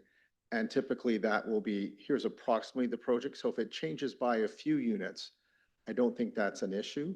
And I guess I might just add that we certainly heard through the site plan process, trying to accommodate some of the questions and comments that have been made by residents. We're open to try to do that in a creative fashion. But if it came back and it was half the size of a project, a significant change, that would be a challenge to have to put us back at the starting gates, I guess. Councillor Mayette. Thank you. That's the answer that I was expecting. Thank you for that. With regards to parkland, we heard the county planner say that the guideline or the target is 1 hectare of parkland per 1,000 people. So looking at this catchment area we have here, there is the park behind the Super 8 Hotel. Other than that, I don't think there's any other parks unless you count the public school open space, which I think is private property. Does adding a half a hectare in this proposal come close to meeting that 2 hectares or 1 hectare per 1,000 people guideline? The planner. Thank you for the question. I might defer to the manager of parks, if I may. Have a comment from the manager of parks to that? Or from other members of municipal staff? Manager of parks? If I may, could I hear the question one more time, as I was just having a conversation with my colleague here for a second? All right, sure. The question was, if we're striving to meet our own guideline of 1 hectare per 1,000 people, and we're adding here a half a hectare or 2 acres, does this, how close are we to meeting our guideline of 1 hectare per 1,000 people when you consider we're adding another 400 or 500 people in this proposal? The manager? So with respect to 1 hectare per 1,000 people, in the proposal, it's about 0.8 of a hectare, I believe, which would equate to 800 people. If we took the population within a 5 to 10 minute walk or 800-meter radius, I believe that we would calculate the number of people that it should serve. I don't have the population exact numbers in front of me, but it would be sufficient for 500 people based on the ratio that we have in our parks and trails master plan and the official plan. Okay, do you have a comment? The CAO would make a comment. Through you, Mr. Mayor, I think it's important that we clarify that parkland doesn't mean park as in playground facilities. It does mean parkland. It can be green spaces, open spaces, trails. So I think we need to consider that in this end of town too. So it's not just park. And typically what you see done, as the planner mentioned, is that they take a 5 to 10 minute walk is sort of the way we look at it, as opposed to that density piece. And it's at 800 meters where we're drawing a circle on a map, looking at that green space and what happens around it in that circumference of 800 meters out. So we heard as an example that the Highway 21, just to give reference, is about 500 meters from the site. So you can see how that neighborhood parkland can be accommodated for the development we're seeing at the south end of town. Councillor Mayette? Yeah, so what you're suggesting is the beach or the woodland trail and the beach would be considered parkland as well, because it comes within a 800-meter circumference of that, of this proposed development. The CAO? Through you, Mr. Mayor, I don't know that I'm being that specific just because I haven't done that analysis myself, but I am suggesting to you that parkland is not just playground facilities. Further questions? That's it. Councillor Grace? Thank you, Mr. Mayor. So I guess my questions for the CAO, Councillor, or the Vice Deputy Mayor asked about the restrictions on the use of the lands in terms of the Planning Act. Do we have any outstanding questions about Mr. Fenton's parkland dedication and the proposed use? The CAO? Thank you. Through you, Mr. Mayor. No, we don't have any outstanding questions related to the dedication and the parkland piece. I just want to reiterate that both in the subdivision agreement and in the Planning Act, it does note that the town reserves its right to manage that land moving forward. Councillor Grace?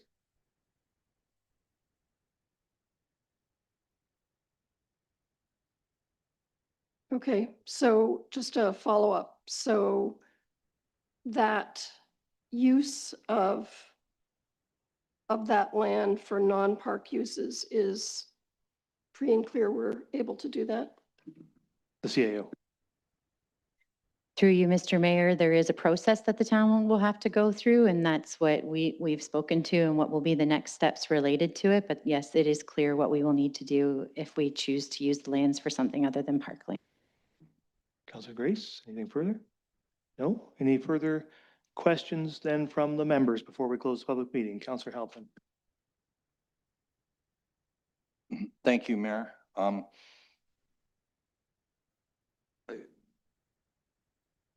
Actually, I'm gonna think that what I was gonna say was more of a comment than a question. So Yep. I'll hold on for a second. Yeah, we can reserve our comments for after we've closed the public meeting, and considering the recommendation, is there? do Yeah, have one. Councillor Halpin.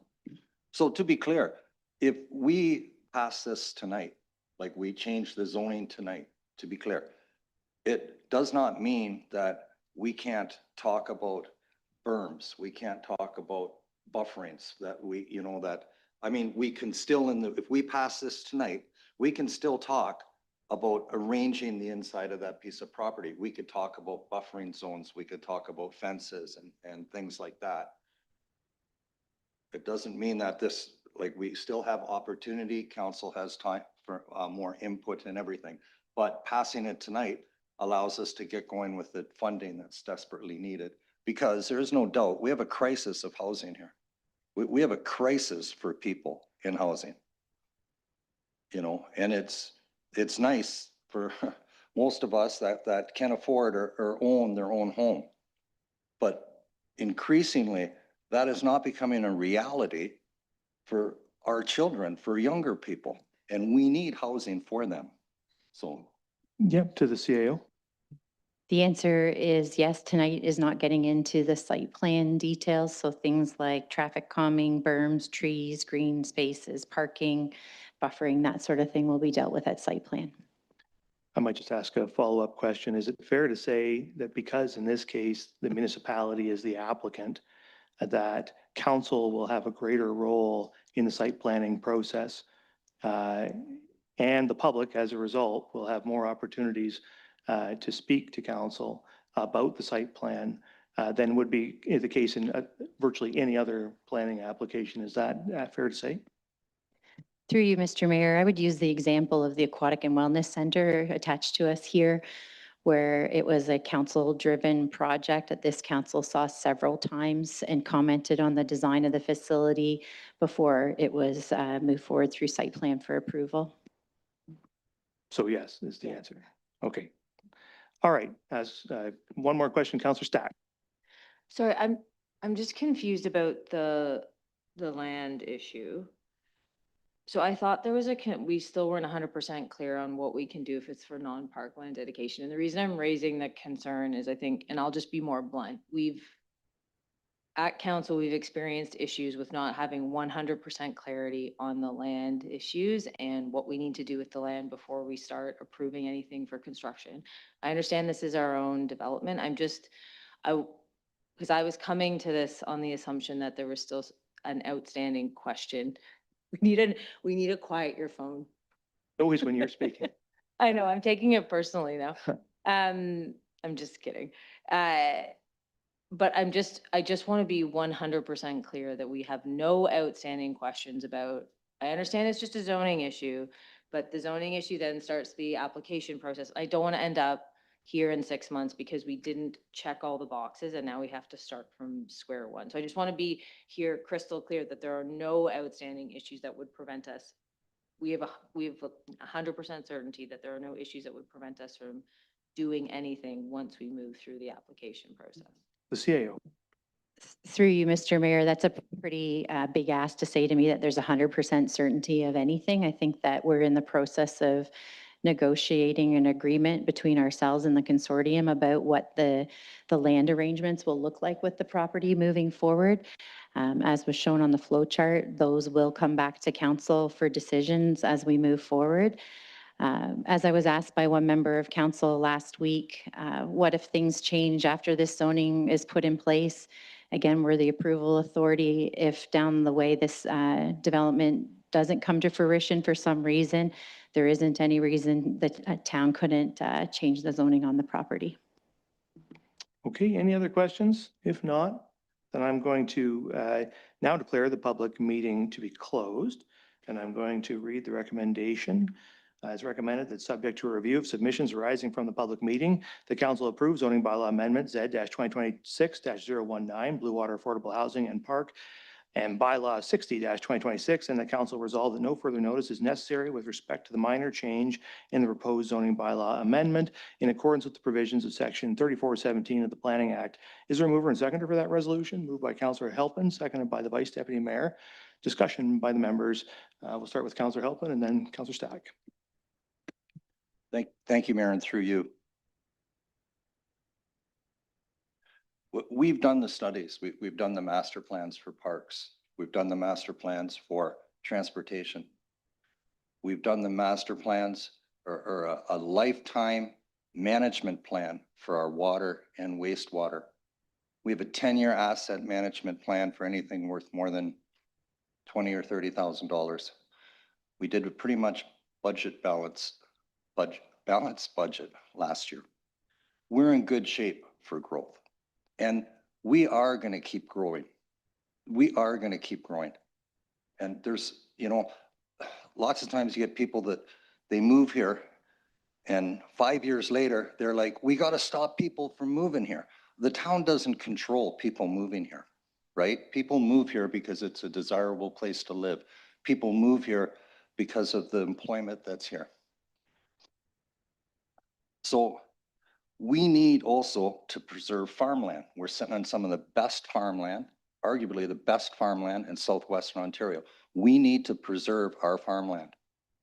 We all want to preserve our treat areas and our parked areas like we did with the lands below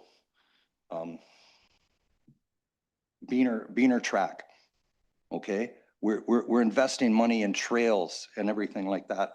And in that area of town, especially where people are connected by trails, and we're promoting walkable, active transport corridors.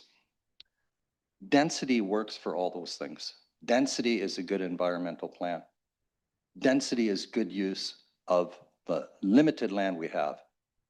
And I think sometimes people look at all that bare land, from Highway 21 going east towards the lake, like the town owns all that land. We don't own that land. We have a very finite amount of land that we have. We have a very finite amount of land that we can use for affordable housing. There is quite a bit of green space within this plan when you look at it, because like, for instance, when an apartment or a project comes along, we say you need to have at least 30% green space. Some of these I had heard had 45 and 58% green space. We have schools in that neighborhood which children are allowed to use after school hours. They are open for the public to use. And we have a crisis in housing. I have 4 kids. I know how hard it is for them to get ahead, how hard it is for them. It's nothing for someone to owe $100,000 today. All you got to do is buy a new pickup truck. But try to save as a young person. Try to save $100,000 for a down payment. And I appreciate that everyone says I'm not against affordable housing. I'm not my backyard. I think that this is a good project. I think that we should approve this project tonight, approve the zoning change. We have time to listen, and we will listen to questions that you have, things that can come with the site control plan. But I believe that we need to move this forward tonight so that we can get the funding that we need to make this project happen. Let's have some compassion for people here that need housing. We have a crisis in this country. And we've been working on this for a while. So those are my comments. Thank you. Thank you, Councillor Halpin, Councillor Stack, and then the Vice Deputy Mayor.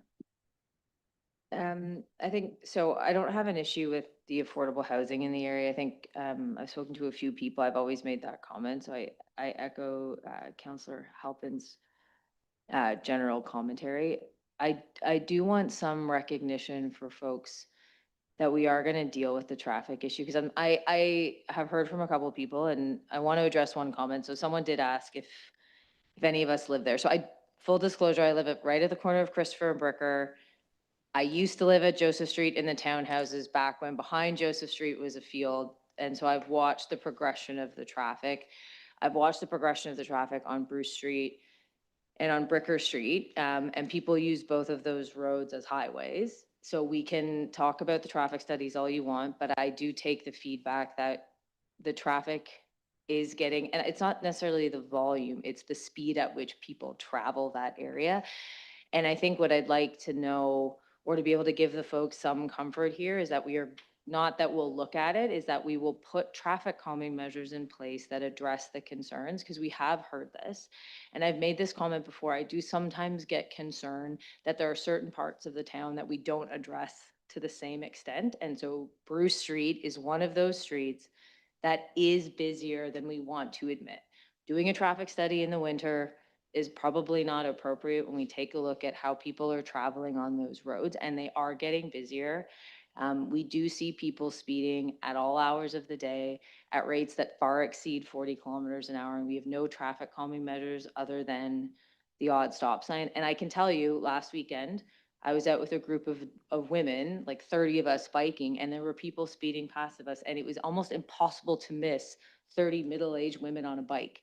So I find it concerning that we say there's kids doing this and people aren't slowing down. So I want some assurance today that we're going to take seriously the feedback that there is a traffic issue. Bruce Street, I mean, Waterloo is a bit different because there's stop signs every, feels like 50 feet. And then I think Bricker as well, but we'll focus on Bruce Street. There is a concern with the traffic that I think we do need to address. I don't understand this 500-meter measurement to 21 for purposes of parkland unless we're doing measurements as the crow flies. When I look at the parks, I mean, and I know parkland or green space isn't just necessarily parks. We have to look at young children who are typically the primary users of parks. And when you think about how a kid walks, it's taking more than 10 minutes to get to green space. I think I do want to acknowledge that when we're pacing these out as the way adults would walk with purpose to a park is not how parents deal with their children when they're walking to parks every day.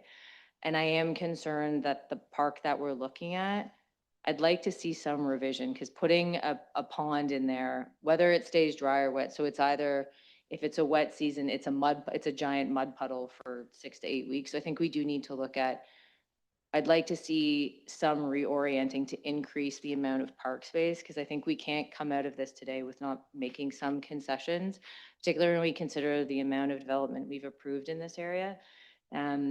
So I don't know how to go about that necessarily, but I want some confirmation that we as a council and our staff acknowledge that when we come with a plan, there's going to be a related traffic plan and some contemplation of increasing the amount of parkland in this space. Because I do think with all the additional usages, there's value in increasing the park space, and that area is does feel like a bit of a desert when it comes to park. Like, I understand it's green space now, but that's just because it hasn't been developed. So I would like to ensure that we have some assurance that, again, I'm going to repeat myself for the third time, that we'll see some redesign to increase the amount of actual park space in the design, and that we're going to put some traffic calming measures in place, because I think we've heard this, I think, several times over the course of the last 4 years on council, and I think it's clearly becoming a tipping point. I think we'd be doing everyone a disservice if we don't acknowledge and do something about it. Thank you. So I just want to say to members, if we can keep our comments brief here, we have a huge agenda after this. We're going to run out of time here. So if we can keep our comments brief at this point, that would be helpful. Sorry, the Vice Deputy Mayor. Right before I get to speak, this is such an important issue, and anyways, okay, I'll have to cut back. it's good to hear that we're meeting the requirements of the 5 to 10 minute walk to the park. I've heard that repeatedly tonight, that we're meeting that requirement. One of the things I'd like to see is if this is approved this evening and this proceeds the entire development, that the park, let's not wait 5, 10 years to develop it. Let's develop it in the first year or two, because the people in that neighborhood deserve that. So let's find the money if this is approved. Let's get the park developed, because too often we wait, and they don't get the park for a long time. That would be a recommendation I'd like to make. And I read all of the comments, and I really honestly did. And to Mrs. Fernie C. Black, it was a long one, 387 Ridge Street. Is she here tonight? But okay, I read it in entirety, and it was extremely well done, well thought out. And it's not that I don't understand. I chaired the Attainable Housing Task Force, the Affordable Housing Task Force, 4.5 years ago. I was in tears, literally, meeting with some of those families. They came to our meetings and said, we need a place to live. We need an affordable place to live. Back then, there were about 500 or 600 people on the application wait list for affordable housing. The Bruce County wait list is 1,500 today. 1,500 people, 1,500 families. And I heard the gentleman at the back supporting what we're trying to do here today.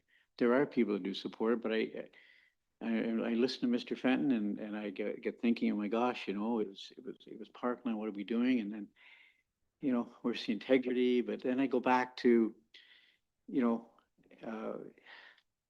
the whole thing about people need housing. They really honestly do. And, you know, there's Beaner Park over here. I know what the residents on Bruce Street and Joseph Street are going to say. Not in my backyard. Don't you put it in Beaner Park. And I know if we end up trying to put it up at Cameron Park, people up there are going to say, don't you put it at Cameron Park. Where does it go? Where do we put it? You know, so that we only own so much land. But I just want to say this, and I'm not trying to offend anybody when I make the statement. But you know, these people that really do genuinely need affordable housing, and they're really begging for it, for a place to live in this community, work and play.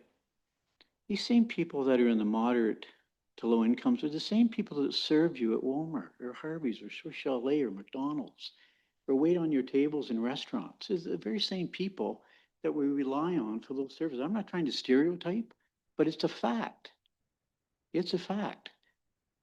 A lot of those people that require this kind of housing, and I heard tonight that, and it was great to hear, you all do support affordable housing. I heard that repeatedly with all your notes. I heard that, and that was great to hear. And but it's just, it's got to go somewhere, Mr. Mayor, and I just it's a development that I really do support. I know people here tonight won't be supportive of what I'm saying, but it's got to go somewhere. I like people to go by Summerside Park over there on Bruce Street and Mary Rose.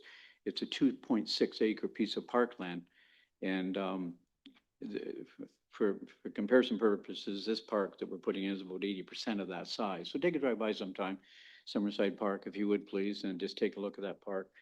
The thing I liked from the developer, Part A, Part B, we do ask for 30% of green space coverage. Part A, 43%, Part B, 53%. I like the green space, Mr. Welsh. I think you've done a good job there. I also wish the park could be bigger. But I also know that there's a need for affordable attainable housing in this community. So I'll be supporting the recommendation. Thank you. Further comments from the members? Councilor Mayette. Thank you, Ms. Mayor, and through you. We've had a lot of discussion tonight and some insightful comments and really good questions. And I'm a bit torn on which way to go on this. I know that we started this process some 5 or 6 years ago with the affordable housing and the crisis that was apparent to us at that time. And since then, we've added a lot of apartments and housing in this community. Not all of it affordable. But I remember making the comment back then that when you add more stock, even on the top end, it creates more inventory, and inventory will tend to drive the prices down. And I think that we've seen some of that. In the past year, I've seen apartments being advertised for rent for $1,500, $1,800, less than $2,000 a month. And as a landlord myself, I rent apartments for below market rent.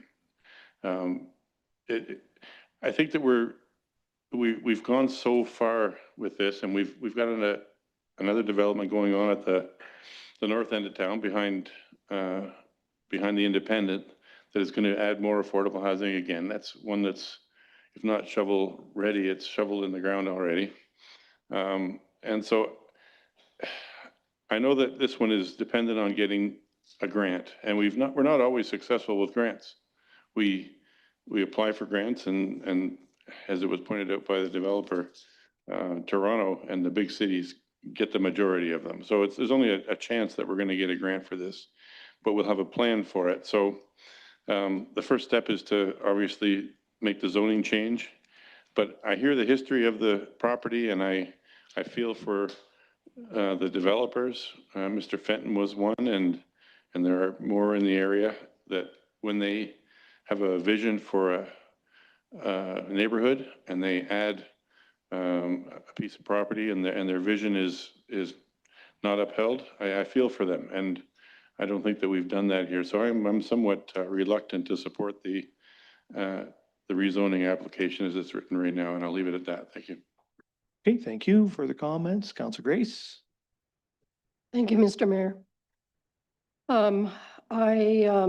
It is a very, very difficult question, obviously. This is, I thought from the beginning of Mr. Welch's presentation to us that it is a great project. And I'm confident from Mr. Welch's history as a developer that this would be an excellent development. And there's no doubt that we need affordable housing. From my reading and also from Mr. Fenton's presentation, I still have a question about the history of the Parkland dedication and the process. And so for my own peace of mind, I guess you would say, my own comfort level, I wish we could defer this until everything could be resolved that way. For me, I can understand why it can't be deferred, or at least we need to get that application in June. But at this point, I will be opposing the proposal to rezone at this point. Just want to be clear that under the Planning Act, Council can defer the resolution. No problem with that. There's implications, obviously, but a deferral is in order if anybody is interested in moving a deferral. Councillor Grace? I'll make a motion to defer. I would prefer if we could defer it till our next meeting on June 22nd. I don't know if that's possible under the Planning Act. That would, two things. It would allow people's comments to be fully processed by council. That we're not making a decision on this tonight after they've spoken, after I think 2 comments have come in that I haven't even had a chance to read yet because they came in later this evening.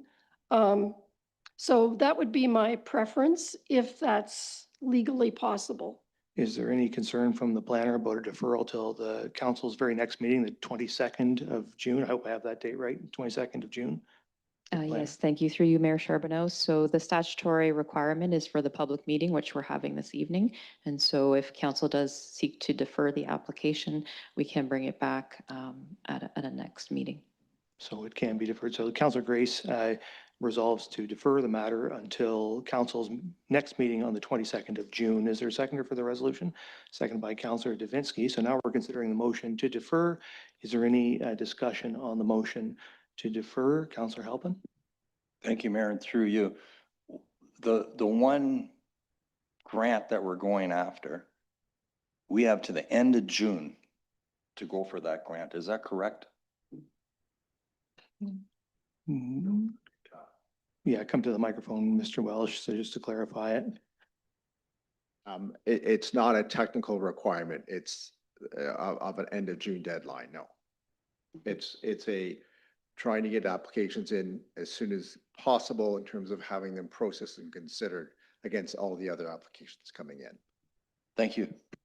Is there further discussion on the motion to defer? Councillor Davinsky?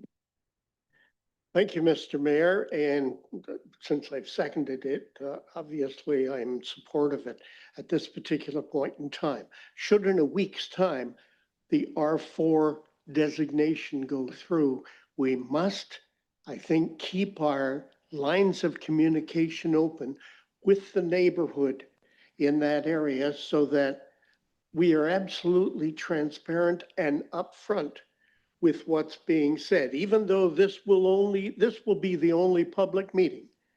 We have to keep it upfront, and if that's through website or whatever, then we need to do that. And that's all I'll say to that. Okay, any further discussion on the motion to defer? The Vice Deputy Mayor. Just for clarification, Mr. Mayor, so the motion to defer, again, Councilor Grace, is the purpose is to, just tell me one more time what the purpose of the deferral is. Councilor Grace? For me, I'd like more clarification about the history of the parkland dedication and that process. And I want to make sure we have all our I's dotted and T's crossed on that. Thank you. Any further discussion on the motion to defer? I think deferring for a week is not a great risk to the application. I will note for myself, I'm a supporter of this application. I'm a supporter of the rezoning, and when it returns, I'll vote in favor of it because I think it's the right thing to do to build this affordable housing, but I'll support the deferral for today. So if there's nothing further, all in favor? That's carried. Okay, so now we'll move on to our second public meeting, which is on local official plan amendment L-2025-021. And this is a public meeting under the Planning Act. If anyone from the public is interested in this application or wishes to receive a notice of the decision, please send an email to bcplpe@brucecounty.on.ca.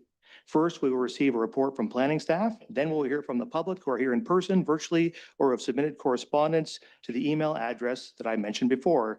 Just like before, anyone wishing to speak to the application will be given one opportunity to do so with a 5-minute time limit. Then council members will have an opportunity to ask questions, and I will ask them to reserve their comments on the application until we've heard from the public.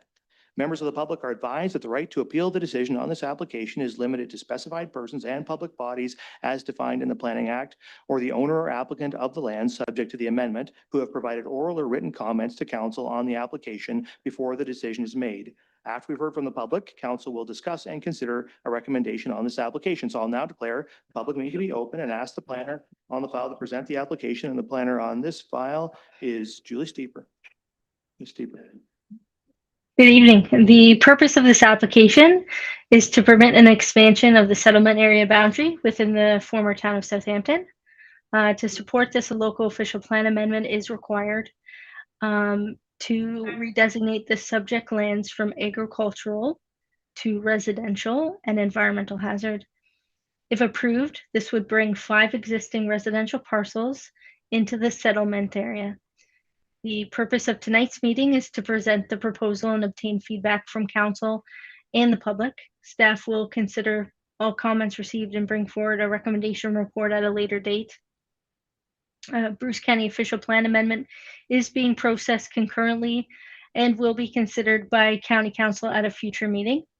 The planning analysis is guided by the provincial planning statement, which requires to demonstrate a need for additional land, ensure infrastructure is available, and minimize impacts on agricultural lands. The Bruce County official plan also permits settlement boundary expansions where there's a demonstrated need, particularly where long-term growth cannot be fully accommodated within existing settlement areas. At a county-wide scale, there is considered to be adequate land supply within the settlement areas to accommodate the forecasted growth. Staff previously concluded in a 2024 that the subject lands were beyond the identified residential land need. The county official plan update considered growth projections only to 2046, reflecting a 20-year horizon. In contrast, the provincial planning statement permits consideration for up to 30-year planning horizon. The applicant is seeking to add these lands to the settlement area to meet a projected long-term need for residential housing.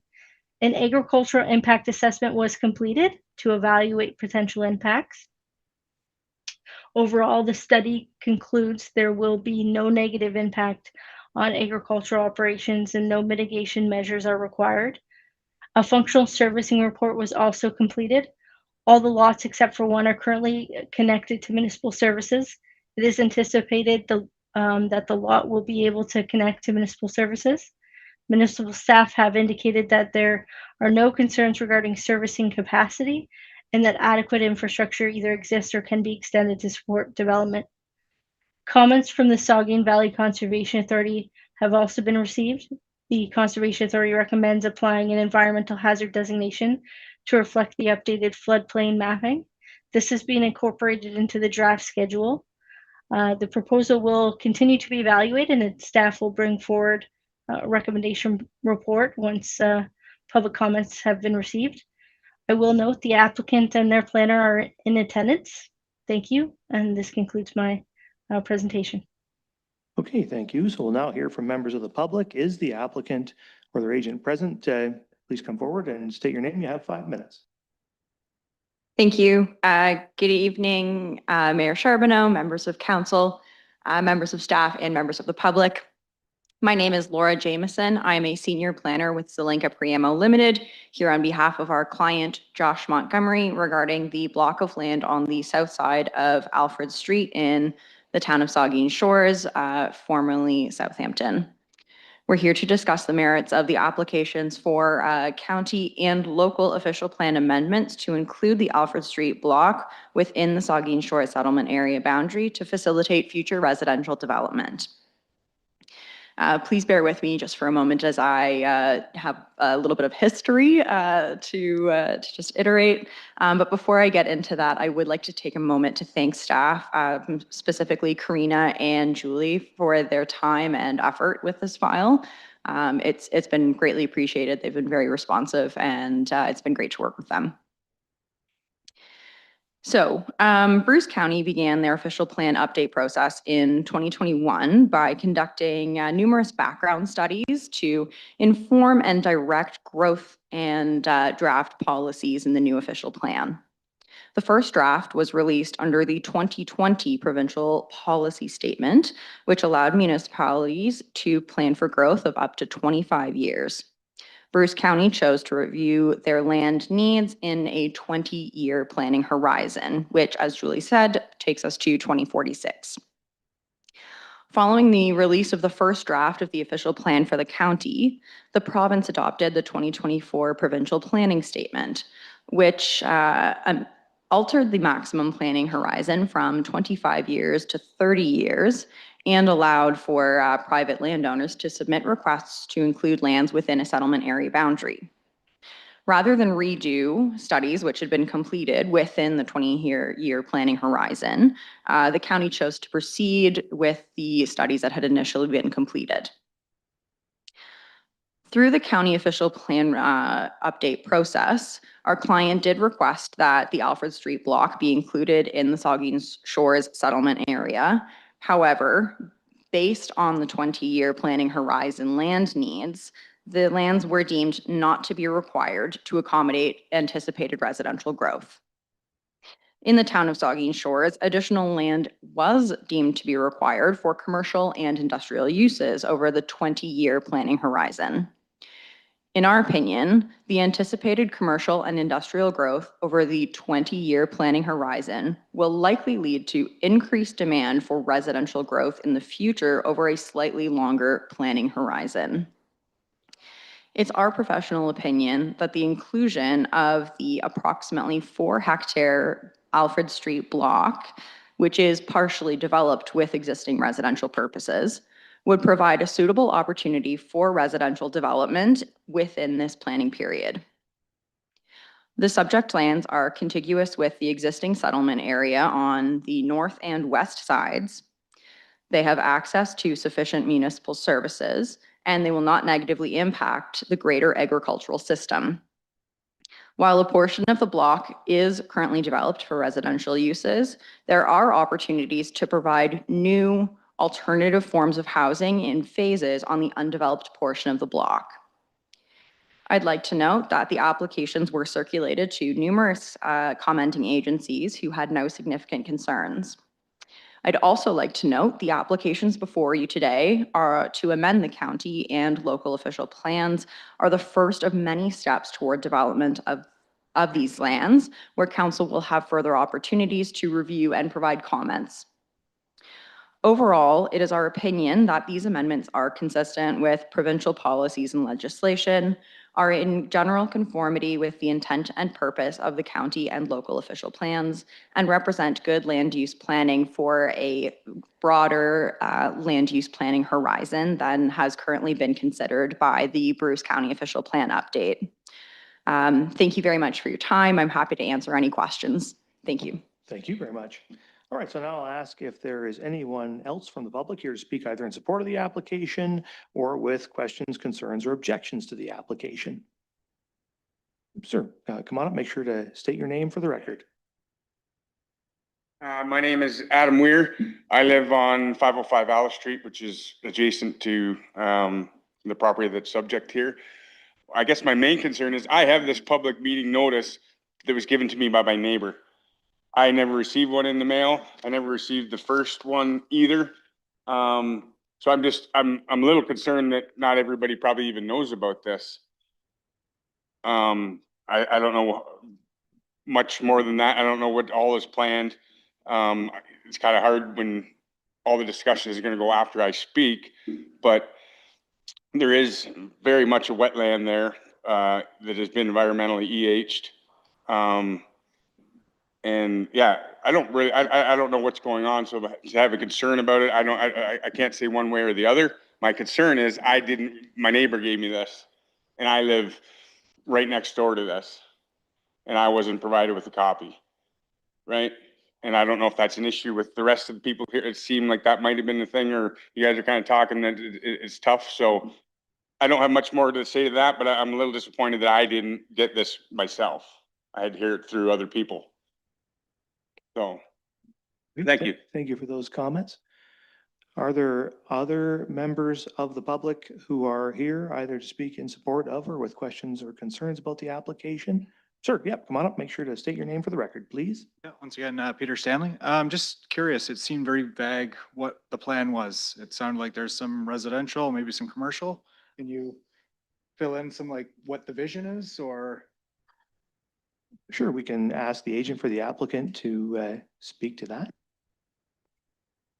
Through the mayor, at this time, there's a portion of the subject lands kind of in the northwest corner where future residential development is being contemplated. At this time, we can't develop the lands because they are not within the settlement area. So to get the level of density that the client is looking for, we do have to bring the lands into the settlement area. That way we can proceed with future residential development. Okay, thank you. Are there other members of the public who wish to speak with questions or concerns or in support of the application? Sir, when you're up there, make sure to state your name, please. My name's Stephen Dietz. I live at 513 Alice Street. I'm neighbors with Adam, just for confirmation. I did receive that in the mail. My question was the road development, is it just going to be an extension of Alfred or is there other roads to gain access to this property. Maybe is that a question I can put to the planner, Ms. Steeper? I believe that question would best be answered by the planner for the applicant. Okay, the agent for the applicant then. Yes, through you, Mr. Mayor. At this time, the location of the call it the initial development would be accessed off of just an extension to Alfred Street.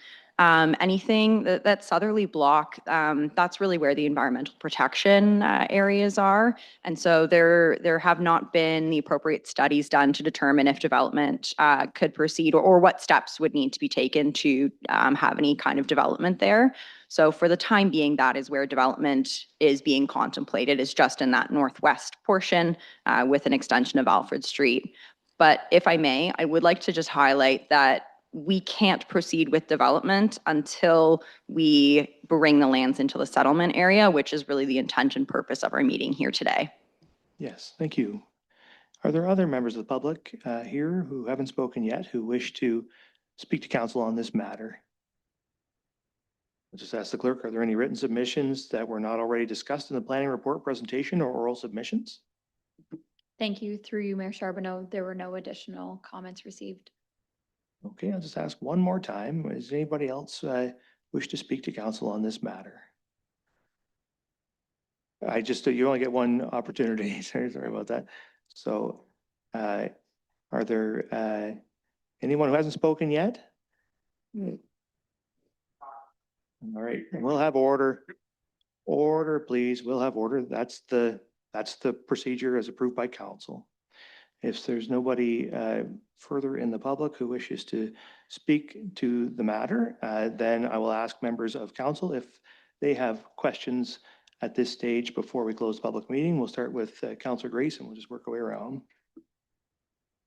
Thank you, Mr. Mayor. I'm just wondering, for the benefit of the people who live close to this and haven't had the opportunity to read the planning report, would it be possible for Ms. Steeper to project the air photo on the screen? So maybe we could just go over what that proposed lot looks like. Or block, I should say, not just lot.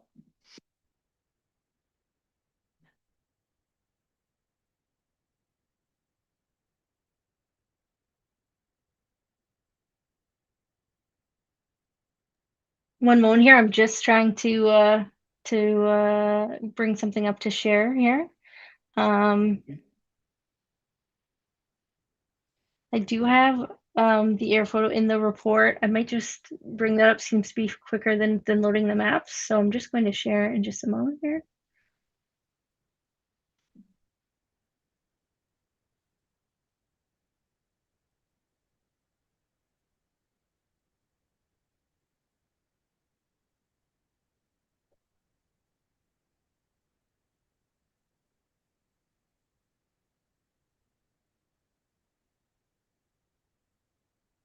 Can you see my screen? Yep, we see it. You have further questions then, Councillor Grace? Yep, Councillor Grace. Thank you. I know that the agent explained this already, but didn't do so with the photo. I wonder if you could just briefly again, for the benefit of the neighbors, just explain the vision of why you want to do this. The agent for the applicant. Through the mayor. So yes, our client is hoping to develop the northwest where Julie is highlighting there with her cursor. That portion of the property is what our client is considering for development in the near future. However, in order to develop any of these parcels further, the lands do have to be brought into the settlement area boundary. And that is the intent and purpose of our applications today. It's the first step. There will be a future. It would be done under a draft plan of subdivision, and zoning bylaw amendment applications would be coming forward to facilitate the specific development of that area. But for the time being, we do need the whole block considered. Councillor Grace. Thanks. And so by settlement area, you mean that right now that block is within Saugeen Township, and your application would be asking for it to become part of Southampton? Through the mayor, yes, that is correct. Okay, we'll keep coming around then. I'll get Councillor Mayette and then, yep. Thank you, Ms. Mayor, and through you, and thank you for clarifying that this is actually a Saugeen Township formerly. It's not, as the presentation starts out saying, the former town of Southampton. It's former township of Saugeen. And it's, I think it's the northwest corner that you're looking at developing, not the northeast corner. The northeast corner has houses on it and it's mostly EH now. So, but I think the question that we heard earlier was, is the intention to extend Alfred further out for access to that northeast corner of the property, not Norfolk coming up the other way? Through the mayor, yes, that is correct. Alfred Street would be extended to the west, just to the edge of the property. Norfolk would not be extending north. Oh, sorry. My apologies. Norfolk would not be extending up to meet Alfred. There would be no extension of Norfolk through the application. Okay, so we'll keep coming this way. We'll get the Vice Deputy Mayor. It just really, we've gone over this before with the planner, but the first speaker about it's frustrating when they claim they didn't get the notification. What would the circulation be meters wise again, just so I know what that is? If I may, through you, Mayor, if I may, through you, Mayor, the circulation radius is 120 meters from the subject properties, in this case, all the properties. Okay, and how are they circulated? Is it via door to door, or is it through the mail? How typically would they receive that notice? It's circulated through the through the mail, and so whatever address they have on file. And there is also signs that gets posted on the property. You'll see in some of my pictures, you might be able to actually see the signs that are posted there. And so 5 signs were posted on each of the properties. Okay, Councillor Halpin. Thank you, Mayor, and through you. So just to clarify, at a future date, there would be a site plan drawn up and decided how this land is going to be used, and it may or may not be subject to site plan approval. Correct? The agent for the applicant? Through the mayor, it is our intention to submit a draft plan of subdivision and zoning bylaw amendment applications in the future to divide the land appropriately. Thank you, and through you, Mayor. And the goal of this land, will it be to be hooked up to the town water and sewer system? The agent for the applicant? Through the mayor, that is correct. It is hopefully to be hooked up to the town's municipal services. Councillor Halpin. And one last thing, and whose responsibility will it be to extend Alfred Street? The agent for the applicant? I suppose I should just stay standing. Through the mayor, it will be the responsibility of the applicant or like our client to extend Alfred Street and ensure that the sewer and water connections are appropriate for the development. Thank you. So to summarize, today we're just going to bring this into the settlement area, and in the future it will be developed in residential, and the road, it'll be hooked up to sewers, and Alfred Street will be extended by the developer. Yep. Okay. Thank you. I saw Councillor DeHame earlier. Councillor DeHame, you're good? Then Councillor Davinsky. Yes, perhaps, thank you, Mr. Mayor, and through you, perhaps I'm getting a little ahead of myself, but you said you want to put in a subdivision. Subdivision of what? What kind of buildings are we looking at? The agent for the applicant? Through the mayor, the current proposal or consideration, I can't call it a proposal because there's nothing in front of us yet. The current consideration would be for like a townhouse development or semi-detached dwellings. Okay. Any further questions? I have a question. So like I read through your plan justification report and of course the planner's report, and I don't see a detailed analysis that demonstrates what you said there, that the residential development that's going to be driven by the commercial and industrial development that we're projecting is going to outstrip our available residential land in the next 30 years. Like we certainly know, based on the analysis done in the county's good growth study, that in the next 20 years, we don't have a need for additional residential land within the town of Saugeen Shores. We have no analysis. That's a very detailed analysis in the good growth study showing that. We have no analysis before us that shows that in the next 30 years, for whatever reason, we'll need more residential land. The town of Southampton is got a lot of developable land, a lot of it undeveloped. It's a pretty big settlement area with undeveloped. And so the question is, where is that detailed analysis? And I guess, and it's, it may seem inconsequential in this particular area because it's a small piece of land, but there are many landowners who would like to add land to the settlement area of the town of Saugeen Shores, many of whom have proposed such as part of the county's recent official plan process, and which have been denied by the county in that process because the good growth study didn't demonstrate the need. If we allow even small parcels to come into the settlement area without a detailed analysis, it will become difficult for us to justify why we aren't allowing other land to come in for residential purposes. So do you have a detailed analysis? If you do, can you present it? Thank you for the question, and through you. We did not provide or prepare like a detailed land economist review to assess the land over the 30-year planning horizon. We did make some inferences based on the existing good growth study from the Bruce County. And given its recency, we do feel that that data is accurate and can be utilized for our purposes. And then again, based on our experience, we did extrapolate that there would continue to be growth in Southampton in particular, because it is one of the fastest growing, or Saugeen Shores, sorry, because it is one of the fastest growing municipalities. But again, we do not have a specific detailed study. I would also like to mention again that our client did submit a request through the county OP review for this block to be included in the settlement area. However, within their view and their 20-year planning horizon, it was deemed not to be needed.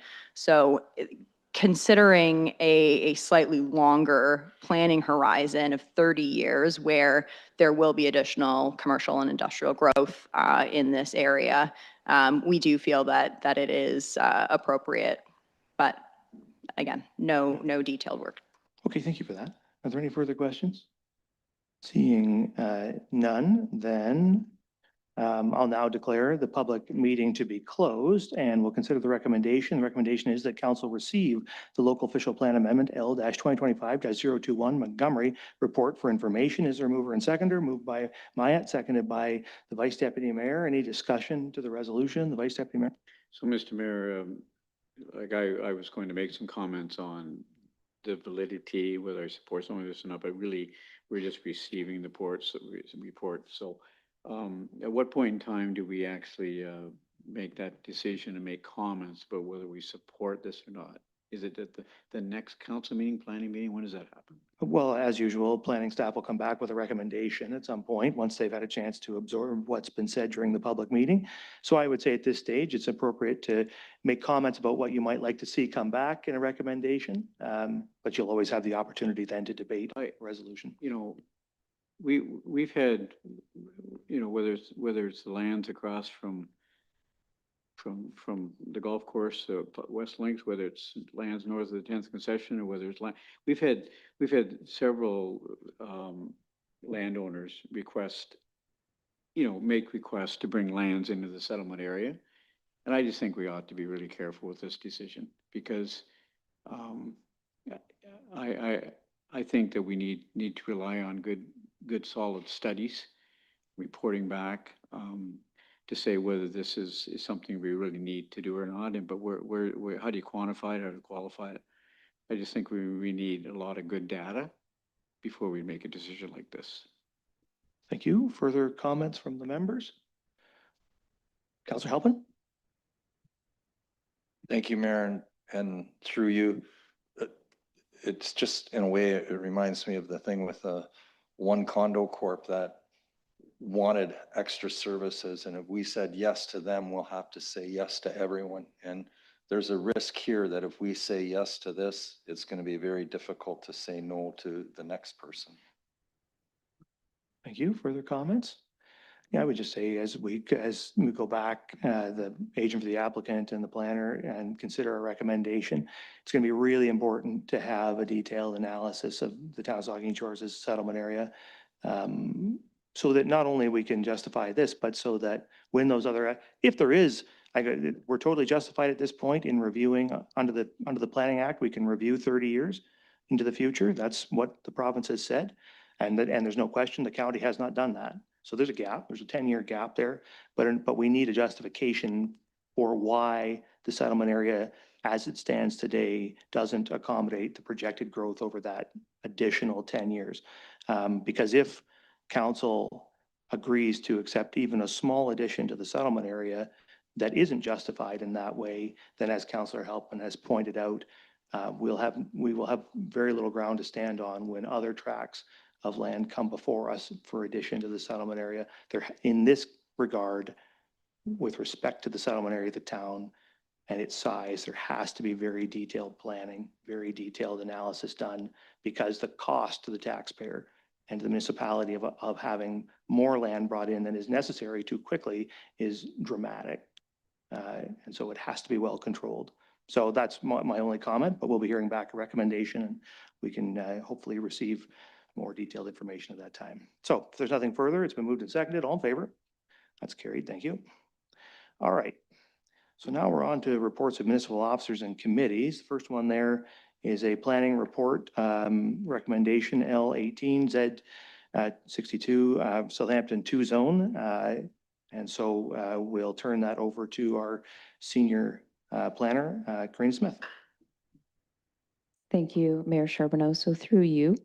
So the application before you this evening is a recommendation from staff with respect to the local official plan amendment to the town's official plan to amend the environmental hazard policies to be or to allow for watercourse floodplains to be managed in accordance with a 2-zone concept, and also to amend the town zoning bylaw specifically for watercourses identified and studied in Southampton to implement the 2-zone specifically through the zoning tool that is available. The application was introduced at a public information center in November of last year, and a public meeting was held before this council in April. I'll focus perhaps just on the changes to the proposal since the public meeting. So there has been changes and additions to the proposed zoning bylaw amendment. There were areas which are considered and defined as spill areas. So those would be areas that are associated with a watercourse where the floodplain or the floodwaters associated with that system spill out into neighboring lands. And so through the work that had been done by the town's consulting team, there had been identified spill areas through that process. And in consultation with the consulting team, as well as with the Saugeen Valley Conservation Authority, those spill areas have been refined and are included on the map. There are specific policies in the official plan that speak to how spill areas are to be treated, and consultation and permit approval from the Conservation Authority is also required. In terms of public comments that had been received, as council will recall, there was information provided by Launch Property Group through their engineer, Meritech Engineering, looking to provide some amendments to the modeling and mapping and the amendments before council this evening.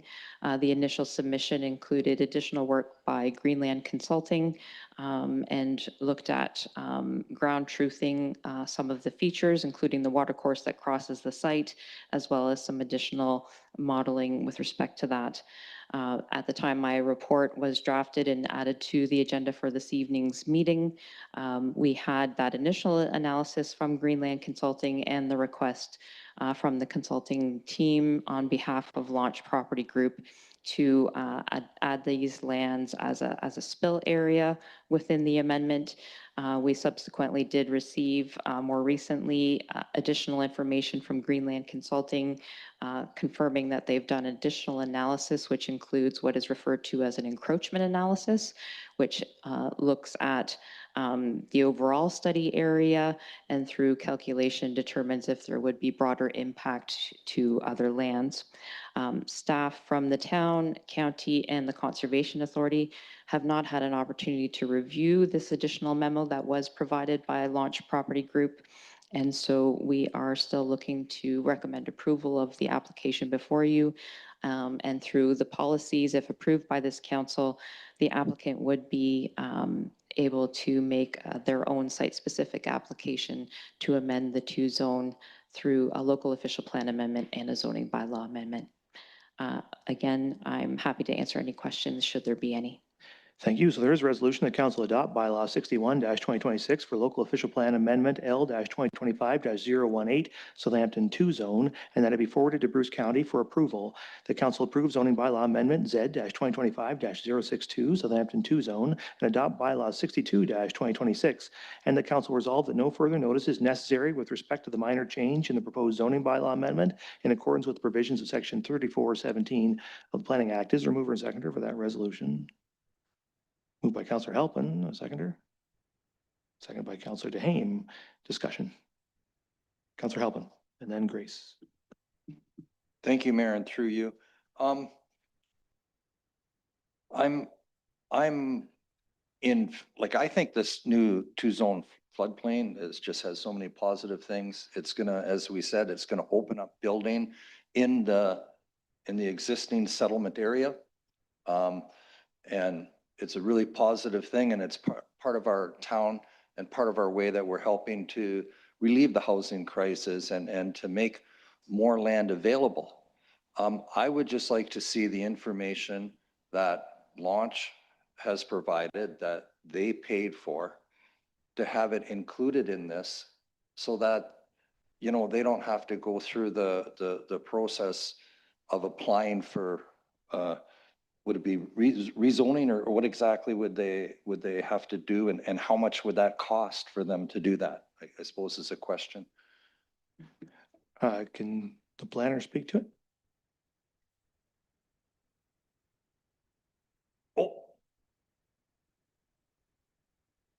So to include the changes that have been brought forward by Launch Property Group, there's two avenues I would suggest. One would be through, if this council approves the current amendment before you this evening, they would be able, through the policies, to bring their own application forward to do that update. Or council may decide to defer this item this evening instead of providing a decision, in which we would be looking for council's direction in terms of how you would like us to address those comments. Thank you, Mayor, and through you, I would like to see the, I think that they've been very cooperative. They paid for the report. They used the same company that, for the LiDAR that we did. And I think, I don't really see a downside to just including that work in this bylaw that we're passing.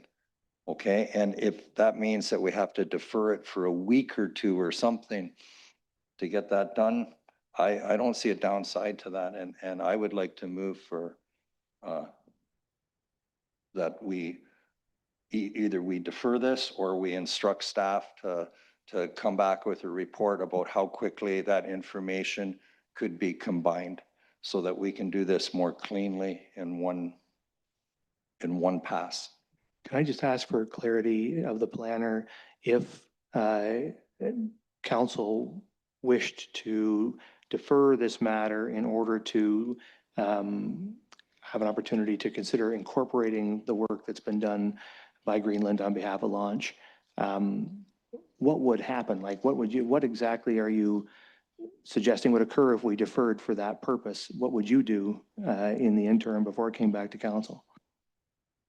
Thank you, Mayor Charbonneau, for the question. So we would review the memo that had been provided by Launch Property Group from Greenland Engineering, review that primarily with our colleagues at the Conservation Authority who do have that delegated responsibility for natural hazards to confirm the information provided is appropriate, and that then we would update the mapping that is included in the schedules to the amendments today.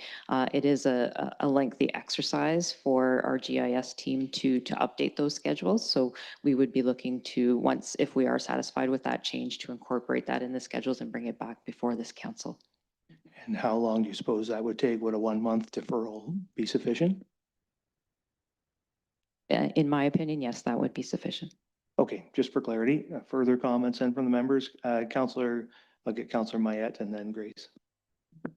Thank you, Mr. Mayor, and I'll start off by seconding the motion to defer until we can get this right. There's no sense passing a bylaw which we seem to are overlooking some crucial information, and it's going to be some work on the county. It's going to be some work for the Conservation Authority to get these proposed amendments incorporated, but I think it's worthwhile doing. We got to get this right the first time, because otherwise we're just passing the work on down the road for the developer to have to do perhaps again. So I second the motion and support it. Just so I can clarify, Councillor Halpin, you did make a motion to defer, because I didn't hear it if you did. Okay, so Councillor Halpin made a motion to defer, seconded by Councillor Mayette. So we are now discussing the moved and seconded motion to defer. Comments on the motion to defer, Councillor Grace. Thank you, Mr. Mayor. Yes, I support deferring. I had the same question. How long would it take to review this? I totally understand the need for staff and the SVCA to review it, as opposed to just automatically integrating it into the amendment tonight. So I do support deferring it for a month, if that's possible. That seems reasonable. Thank you. So there's a resolution that's been drafted by the clerk. If the mover and seconder are okay with it, let me know. The resolution is that council refer planning report recommendation L18Z62 Southampton 2 zone back to staff to report back in July of 2026 on the inclusion of the Greenland consulting work on behalf of Launch Properties in the schedules. That's okay with the mover and seconder? Yeah, I thought you wrote it actually. Caitlin just cribbed it from you. Is there, so any further discussion to the motion to defer?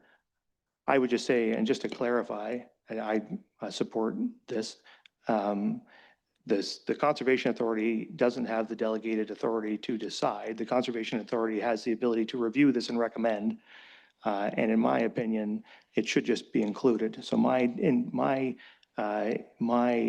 the way I lean, I guess, irrespective of what the Conservation Authority says, is to include this in the mapping. So I hope that when it comes back, it will be with a recommendation to incorporate it. All right, so if there's nothing further, all in favor of the deferral? That's carried. All right. So now we are on to item 7.2, development charges reduction program application and development charge rates, and the CFO. Thank you, Mr. Mayor. On June 1st, Ontario and Canada announced the Development Charge Reduction Program as part of the Canada-Ontario Partnership to Build initiative. It's otherwise known as the DCRP. The DCRP is a one-time competitive funding opportunity intended to support housing supply by requiring municipalities to reduce DCs by 30 to 50% from March 2026 rates and invest in growth-related infrastructure. The program provides funding of up to 90% of eligible capital costs for qualifying projects, with the remaining 10% remaining a municipal responsibility. The program could secure funding for some key growth-related infrastructure within the town and provide relief to the development community on the charges associated with new residential builds. The DC reduction associated with the program would only need to be approved after the province and the municipality enter into a funding agreement, meaning municipalities can submit applications and wait to see the result prior to going through with the commitment to reduce DCs.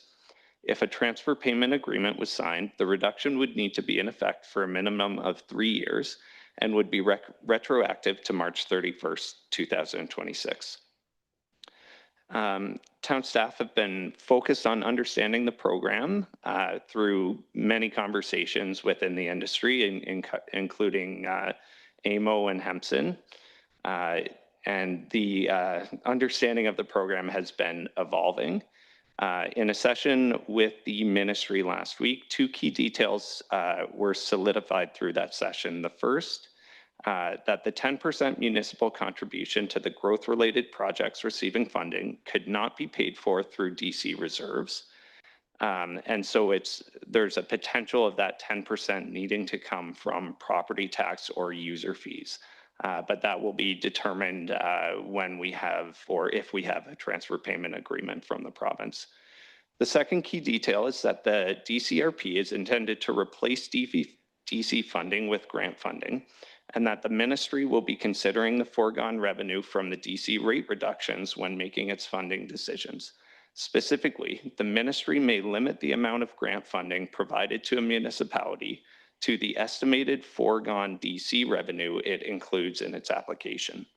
Ministry staff encouraged foregone revenue estimates included in an application to be reasonable and warned that if housing growth did not meet the target set out in the application, that it may reserve the right to claw back funding. So though the details in the staff report indicate that the town may have eligible projects, those 2 clarifications there may be some drawbacks to participating in the program.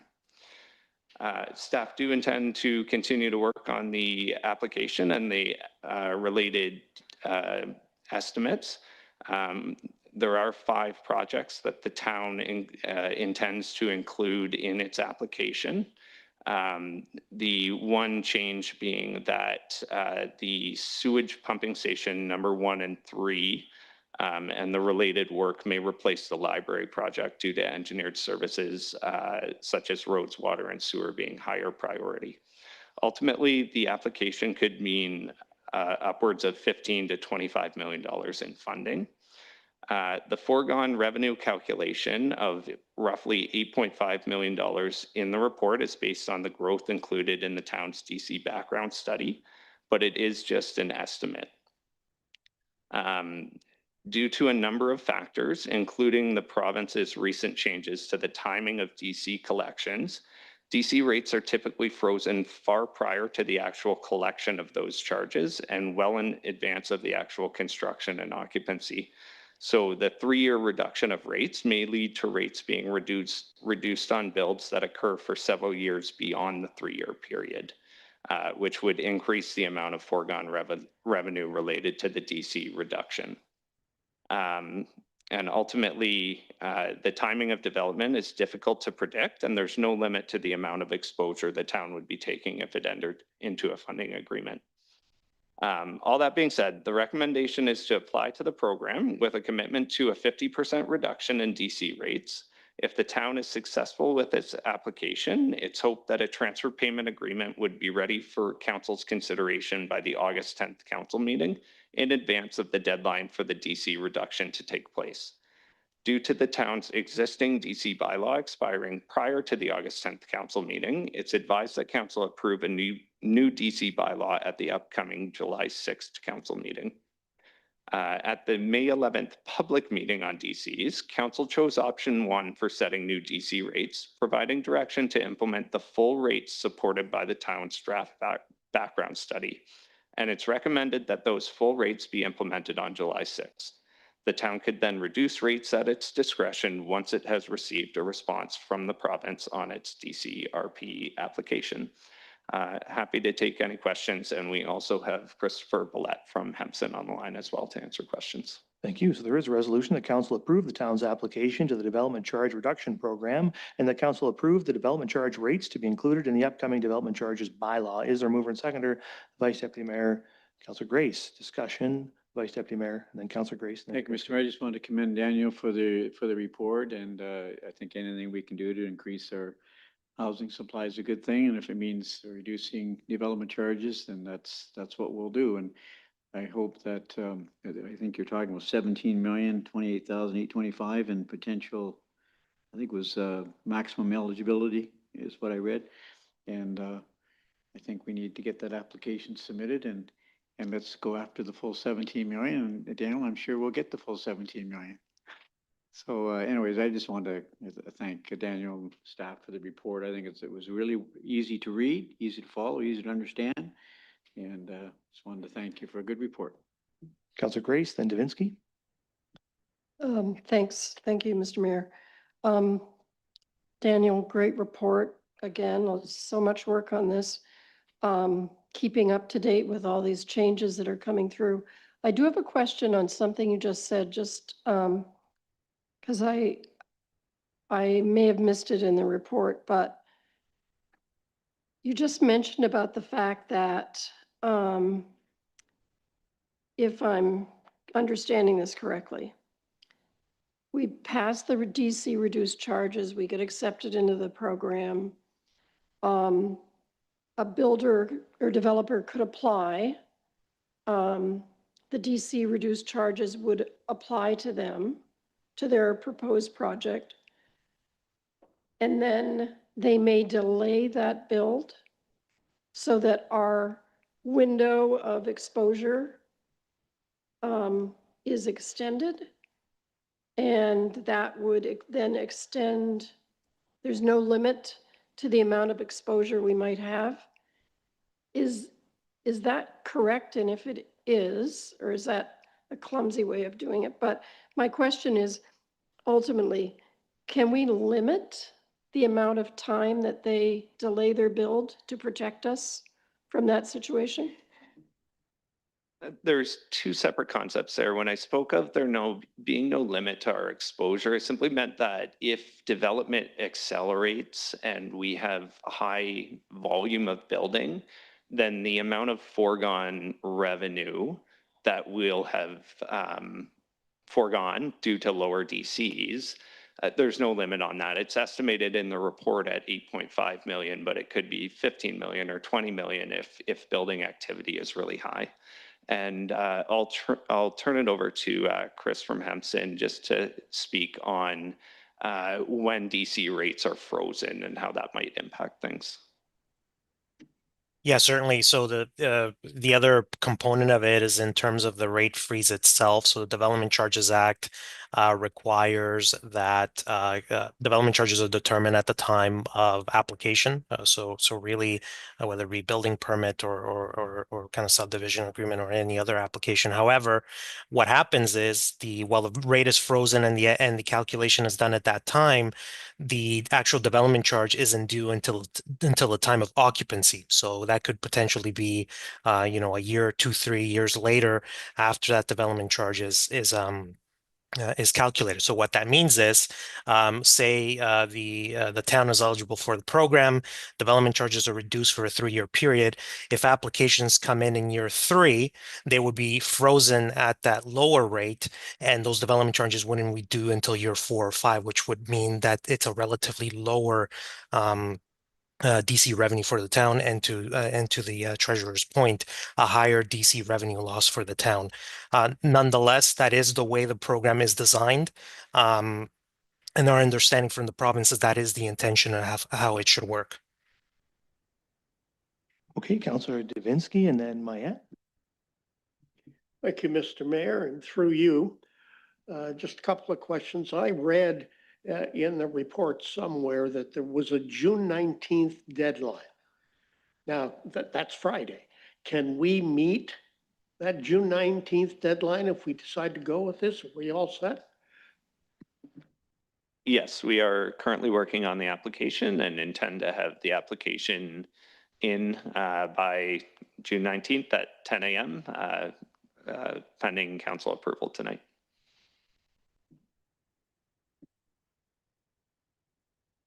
If I may, sir, through you, is this a competitive thing as well, like we heard earlier tonight? And could we be turned down? And if so, then what happens? Yes, it is a competitive program. There's no way to know whether our application will be successful, will be chosen by the province. I think everyone's waiting to see the total number of applications that go forward and the amounts that municipalities put forward under the program. So there's no way to know at this time. If we are not successful, then we won't be required to have any DC reduction, but council can always choose to react once we have that confirmation from the province. Okay, so there will be avenues that we can take if we should get turned down, heaven forbid. Thank you, Dan, and thank you, Mr. Mayor. Thank you, Councillor Mayette. Thank you, Mr. Mayor, and through you. One of my questions was do we have to reduce the DCs before we are eligible for the refund? But it sounds like we'll know if we're going to get a grant before we have to cut our DCs in half. So different municipalities have different levels of DC, and I think in the report that we had a few weeks ago, we saw that we're kind of middle of the road, that there's some municipalities that are much higher than us, and there's a bunch that are lower than us. And I've heard that some municipalities have decided not to go into this program. Maybe those are the ones with the higher DCs, that they have more revenue they need to cut in order to qualify. Is there a element of gamble here? Is it kind of, you know, you make your ante and you hope that it comes back? Or is this sort of got clearly defined boundaries that says if we do this, we will be eligible for this much? Or is there a sort of roll of the dice in here for us? Daniel, thank you. I think it's difficult to determine what conditions will make an application successful. So I'll speak to the province has given a range of 30 to 50% reductions in DCs, and your application may score higher if you choose to reduce DCs by 50%. And in terms of the projects that you're putting forward,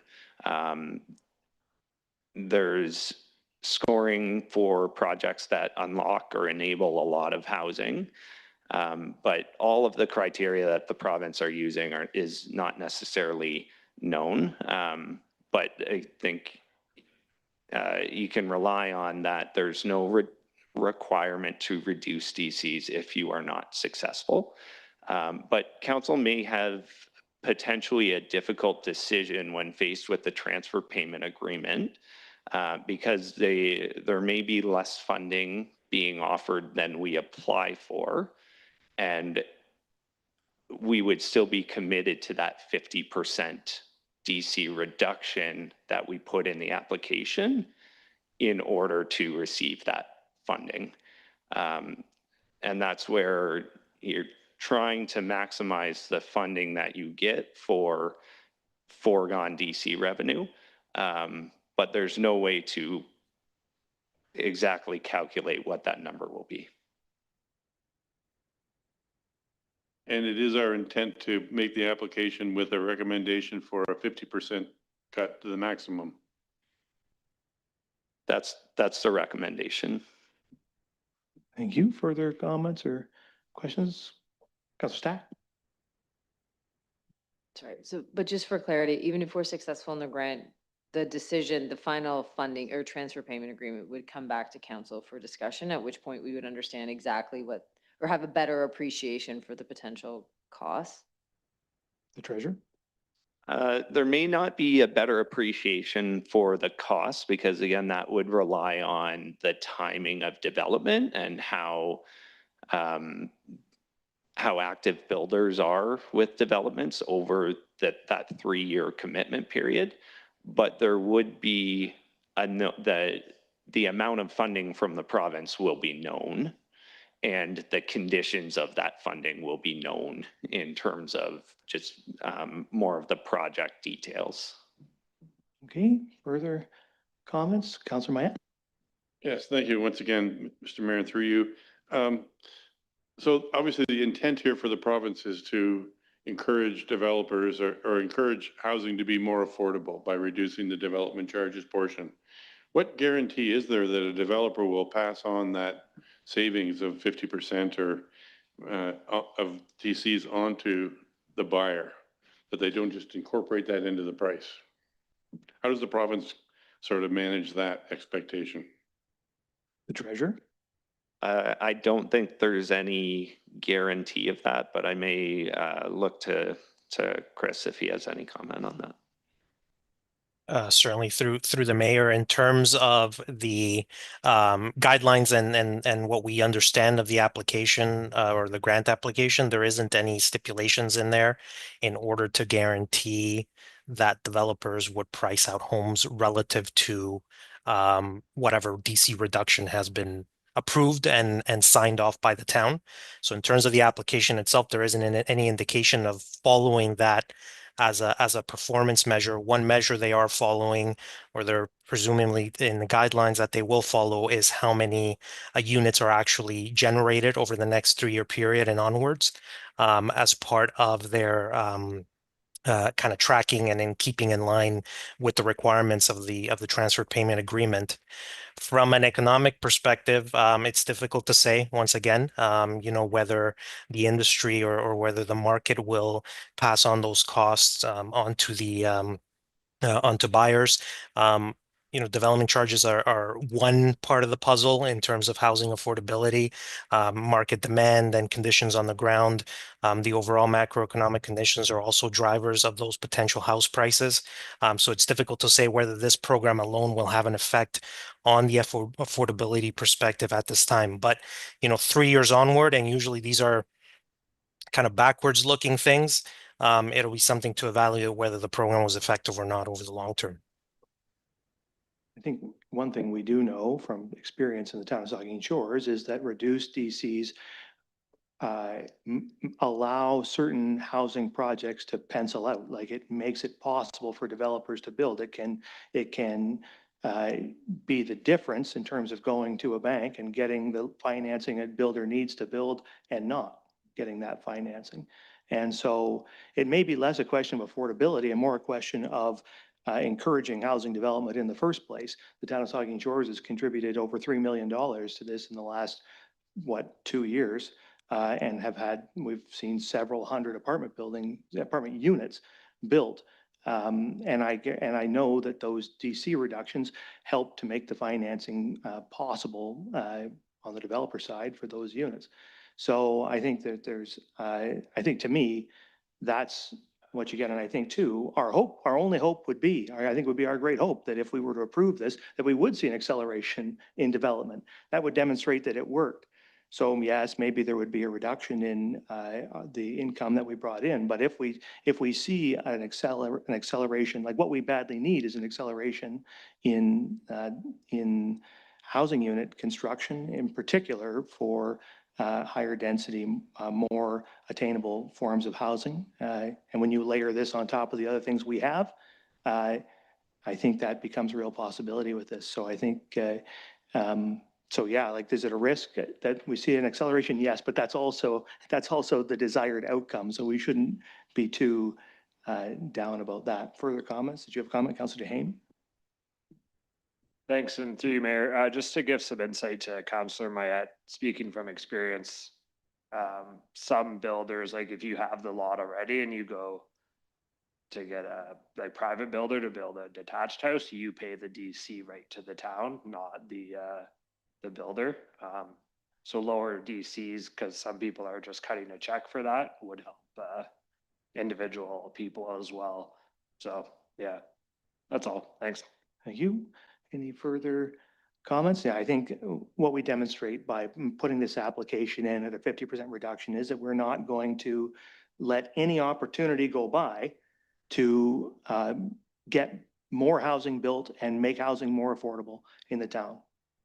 We're just not going to let any opportunity go by that makes that possible. We'll apply for the max, and if we get it, we can cut our DC in half, and that's going to be all we can do to get to make housing affordable in this regard. So I think we absolutely should have an application in on this. And I want to say thank you to the treasurer and his team for their work on this. This was a very tight turnaround. We should not underestimate the amount of work these guys did to deliver this to us. It's an important thing that they delivered it. So thank you to you, Dan, for your work on that. And also, I can say that the town is going to be asking our partners in the development industry to support us in this application. I see 3 developers sitting in the gallery tonight. You will receive a draft letter of support for this application, and I'd ask you and your colleagues to fill it out before the 19th and support this and get it back to us and support us in this DC reduction application. And we'll be asking all of our partners to support this application. Okay, so if there's nothing further, I'll ask all in favor. That's carried. All right. So then we're on to 7.3, site plan control application SP-2026-003, 167 Thompson Lane, and we'll turn that over to the manager of planning and development. Thank you. Through you, Mayor Charbonneau.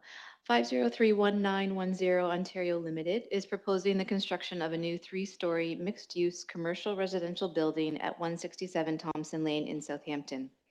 There is an existing mixed-use 2-story commercial residential building on the property that will remain. As a correction to my report, I'm noting that the proposed new building will contain a total of 12 units, 11 of which are proposed to be residential apartments and 1 commercial unit. The property is designated commercial core area, and the proposal conforms with the Town of Saugeen Shores official plan. The property is zoned commercial core CC2 in the Town of Saugeen Shores zoning bylaw, which permits dwelling units that are accessory to the primary commercial use. Within the commercial core zones where accessory residential dwellings are permitted, parking is required to be provided at a rate of 1 parking space per 5 accessory residential units. Within the commercial core, there are no parking spaces required for the commercial uses themselves. A total of 4 parking spaces are required for the entire development. 13 parking spaces are shown on the site plan to accommodate parking for both the existing and proposed buildings. The landscape open space area for the site is 10% of the total lot area, which meets the minimum required for property zoned commercial core. The site plan was presented to the Accessibility Advisory Committee on May 13th, and the committee had a number of comments for the developer, which are noted in my report and have already been passed along. This concludes my report, and I'm happy to take any questions. Thank you. There is a resolution that council received the site plan control application SP-2026-003 for 167 Thompson Lane. Report for information. Mover and seconder, Halpin and Grace. Discussion. Councillor Halpin and then Grace. Thank you, Mayor, and through you. So basically this development or this plan is not asking for any relief. Is that correct? This is just a site plan, so no relief requested as part of a site plan. And can I ask, how many square feet are the units? Are they 1 bedroom? Are they bachelor? The manager? I do believe those details are included on the architectural drawings themselves, but the interior of the buildings aren't necessarily part of the site plan control process. Councillor Halpin? Councillor Grace? Thank you, Mr. Mayor. I just wanted to make a comment about the parking. And I appreciate the fact that we have 13 parking spaces here. The standard that Candace explained in the report, that the CC zone for accessory dwelling units, parking is required at a rate of 1 parking space per 5 accessory residential units. And the reason for that is because if you're in the CZ zone, it would be close to amenities, whatever. In our town, that's unrealistic. I mean, we don't have public transportation. We're not close to grocery stores in downtown Southampton. So it is good that the developer is putting in 13 parking spaces here because that's realistic to meet what these residents would need. Thank you. Thank you. Further comments, questions from the members? I think with respect to that, it's an interesting conversation about parking spaces in the core commercial area. But what we always have to remember, the other factor that gets considered is the marketability of the units, right? So anybody who's going to develop, although that may be permissible, it's going to have difficulty marketing and selling a unit without a parking space. So I think there's a little bit of give and take there, and I think that provides a bit of protection, and then that's, I think, clearly been the case in this case. All right, if there's nothing further, I'll ask all in favor. That's carried. Okay, so now we're on to close the public, and the resolution is the council move into a closed public session in accordance with section 239 of the Municipal Act 2001 to consider the following. Item 8.2.1, adoption of closed to public minutes of May 19th, 2026 and May 25th, 2026. And item 8.3.1, Market Street OLT direction, section 2392E, litigation or potential litigation, including matters before administrative tribunals affecting the municipality or local board. And item 8.3.2, Town v. 2706913, Ontario Incorporated, CCV, section 2392E, litigation or potential litigation, including matters before administrative tribunals affecting municipality or local board. Is there a mover and seconder? Moved by the Vice Deputy Mayor, seconded by Councillor Mayette. All in favor? Council will now move into a closed public session. We will pause for 10 minutes. We'll convene there at 15 minutes past the hour.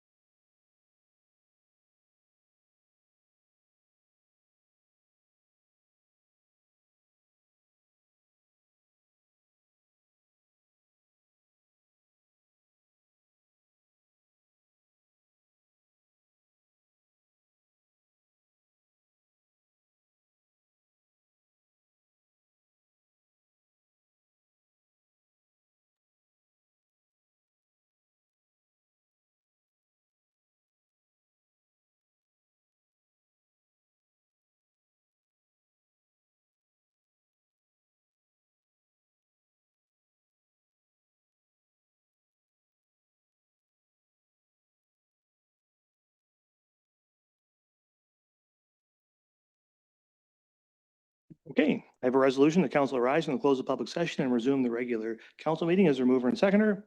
Moved by Grace, seconded by Halpin. All in favor?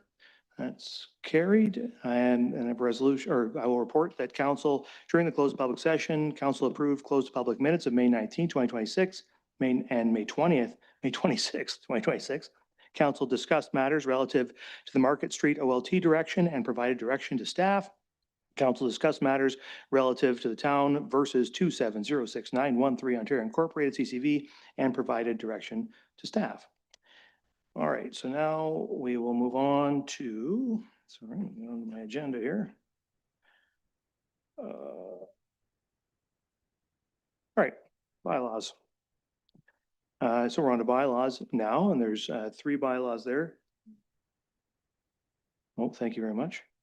So there are 2 bylaws. Bylaw 60-2026 was deferred. So, so does anybody wish to consider either of the bylaws on its own? Seeing no request for that, then the resolution is that bylaws 61-2026 and 62-2026 are hereby read, passed, and sealed this 15th day of June, 2026. Is there a mover and seconder? Moved by the Vice Deputy Mayor, seconded by Councilor Davinsky. Questions or comments? Seeing none, all in favor? That is carried. And I have a resolution then that bylaw 63-2026, being a bylaw to confirm the proceedings of the Council of the Town of Saugeen Shores, is hereby read, passed, and sealed this 15th day of June, 2026. Is there a mover and seconder? Moved by Duhame, seconded, yeah. Can I get a seconder first? I've already, and then get a question. Seconder. Is there a seconder for the resolution? Seconded by Councilor Dubinsky. Questions or comments? Councilor Halpin? Your microphone there. I'm sorry. Yeah, we weren't, but we're not supposed to do bylaw 62. We shouldn't have done that because we deferred that. Thank you for that. Thank So you. we have to unbylaw it. Well, I think we can just take that back. We'll go back on that one and get a proper resolution because you're right. Council can't consider that because it wasn't forwarded. But by law, both of those 2 zones are out too, right? Everything was deferred there. I'm right? Yeah. So, so with unanimous consent of council, we'll consider that vote not taken. Okay. All right. So then we're on the confirmatory bylaw, and I read it and it was moved and seconded. If there's nothing further, then all in favor? That is carried. And finally, I have a resolution. This regular council meeting of June 15, 2026 hereby adjourns at 10:37 p.m. Is there a mover and seconder?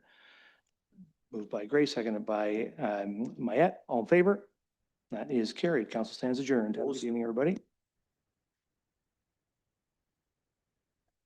Good, Mike.